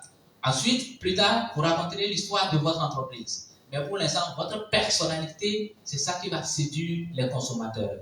Et vous avez une histoire que vous ne voulez pas. Vous en avez. Et vous pouvez commencer. Regardez, moi j'ai écrit un livre sur comment développer la mémoire de son enfant. Je suis à la 3e édition. Hier, tout simplement, je rencontre un jeune qui me dit, j'étais le plus taré de ma classe. Il dit en fait que en 4e, un jour comme ça, on devait prononcer le résultat. Le professeur, il a donné les 5 premiers et il a donné les 5 derniers. Qu'il était le premier des 5 derniers. Et ce jour-là, ça a tellement fait quelque chose d'avoir été le premier des 5 derniers. Ouais, c'est à partir de cet instant-là qu'il s'est dit qu'il va commencer par apprendre. Le premier trimestre, il a eu la note de 6. Le deuxième trimestre, il a eu la note de 4. Son professeur titulaire lui dit, alors que les gens cherchent à avoir une moyenne de 10 en un seul trimestre, toi tu cumules 2 trimestres pour avoir la moyenne de 10. Il s'est mis à fond. 3e trimestre, il a encore eu 6. On l'a chassé de l'établissement. Il a commencé par chercher une autre école, un autre collège, etc., etc. Et finalement, heureusement pour lui, il y a un nouveau collège qui est en train d'être créé. Et ce collège avait besoin des inscrits. Donc la note n'était pas très importante pour cette école-là. Et c'est ça qui lui a donné sa chance. Et il s'est dit, c'est tellement que cette école-là se dit, on a encore recruté un taré. Mais cette fois-ci, je vais leur prouver que je suis meilleur. Cette fois-ci, je vais leur prouver que je suis bon. C'est à ce moment que j'ai commencé par exceller. Je suis toujours parmi les 5 premiers. Vous voyez? Et la proposition d'affaires, c'est qu'il veut accompagner les enfants dans le métier de répétiteur. Pour me convaincre, il n'a pas besoin, en fait, je suis en train de lui dire que s'il devait me convaincre, il n'a pas besoin de me dire qu'il a créé une entreprise, etc. Il suffisait qu'il me raconte cette histoire de sa vie personnelle. Qui aujourd'hui, il a vécu cette expérience-là de se faire traiter comme un taré. Mais en réalité, il n'était pas taré parce qu'il n'avait pas les bonnes méthodes de se faire former. Et si lui, taré, a pu réussir aujourd'hui, c'est que votre enfant que vous souhaitez, vous pensez qu'il est taré aussi, peut réussir. Et ça, tout ça là, je pense que ça peut convaincre au moins 50% des parents. Il n'a pas besoin d'aller loin. Il raconte sa vie. Donc c'est de ça que je vous dis. Prenez votre vie, essayez de voir en fait. Il y a quelque chose qui vous a poussé. Si vous n'avez pas le pourquoi de votre entreprise, il vous sera difficile de raconter votre histoire. Merci. Merci beaucoup. Si vous n'avez pas le pourquoi de votre entreprise, il vous sera très difficile de raconter l'histoire. Nous sommes donc arrivés au terme de cette série d'échanges qui s'est vue très enrichissante, mais qui malheureusement doit prendre un terme pour la suite du programme. Le capital humain, force de mobilisation de la production et de la consommation locale pour une économie circulaire au Togo. Autour de cette thématique, nous avons échangé sur plusieurs sujets, notamment la notion même de capital humain. Nous avons parlé du développement de coopératives, nous avons parlé d'entreprises, nous avons parlé de coopératives de consommateurs. Et de l'autre côté, nous avons également parlé de l'approche genre, de seuil d'objectifs, et de comment est-ce qu'un réel accompagnement a permis aux femmes d'avoir une transformation dans leur quotidien. Et cette transformation a déteint un réel impact sur l'économie au plan local. Nous étions donc en compagnie de 2 illustres panélistes qui nous ont partagé sans réserve leurs connaissances et que nous allons vous prier de accompagner sous vos applaudissements, s'il vous plaît. Nous avons échangé avec M. Dieudonné Chabli, qui est à ma droite, entrepreneur et fondateur de l'espace de coworking Africa Coworkers, et à ma gauche, le docteur Rosine Atafeina Abalo, qui est présidente de la FEMET, chargée d'investissement à Togo Invest et qui aussi nous a accompagnés tout au long de ce panel. Merci beaucoup et à la voix votre humble serviteur. J'ai eu ainsi le plaisir et l'honneur de modérer ce panel. Je suis Roméo Issotinagado. Merci beaucoup à vous tous.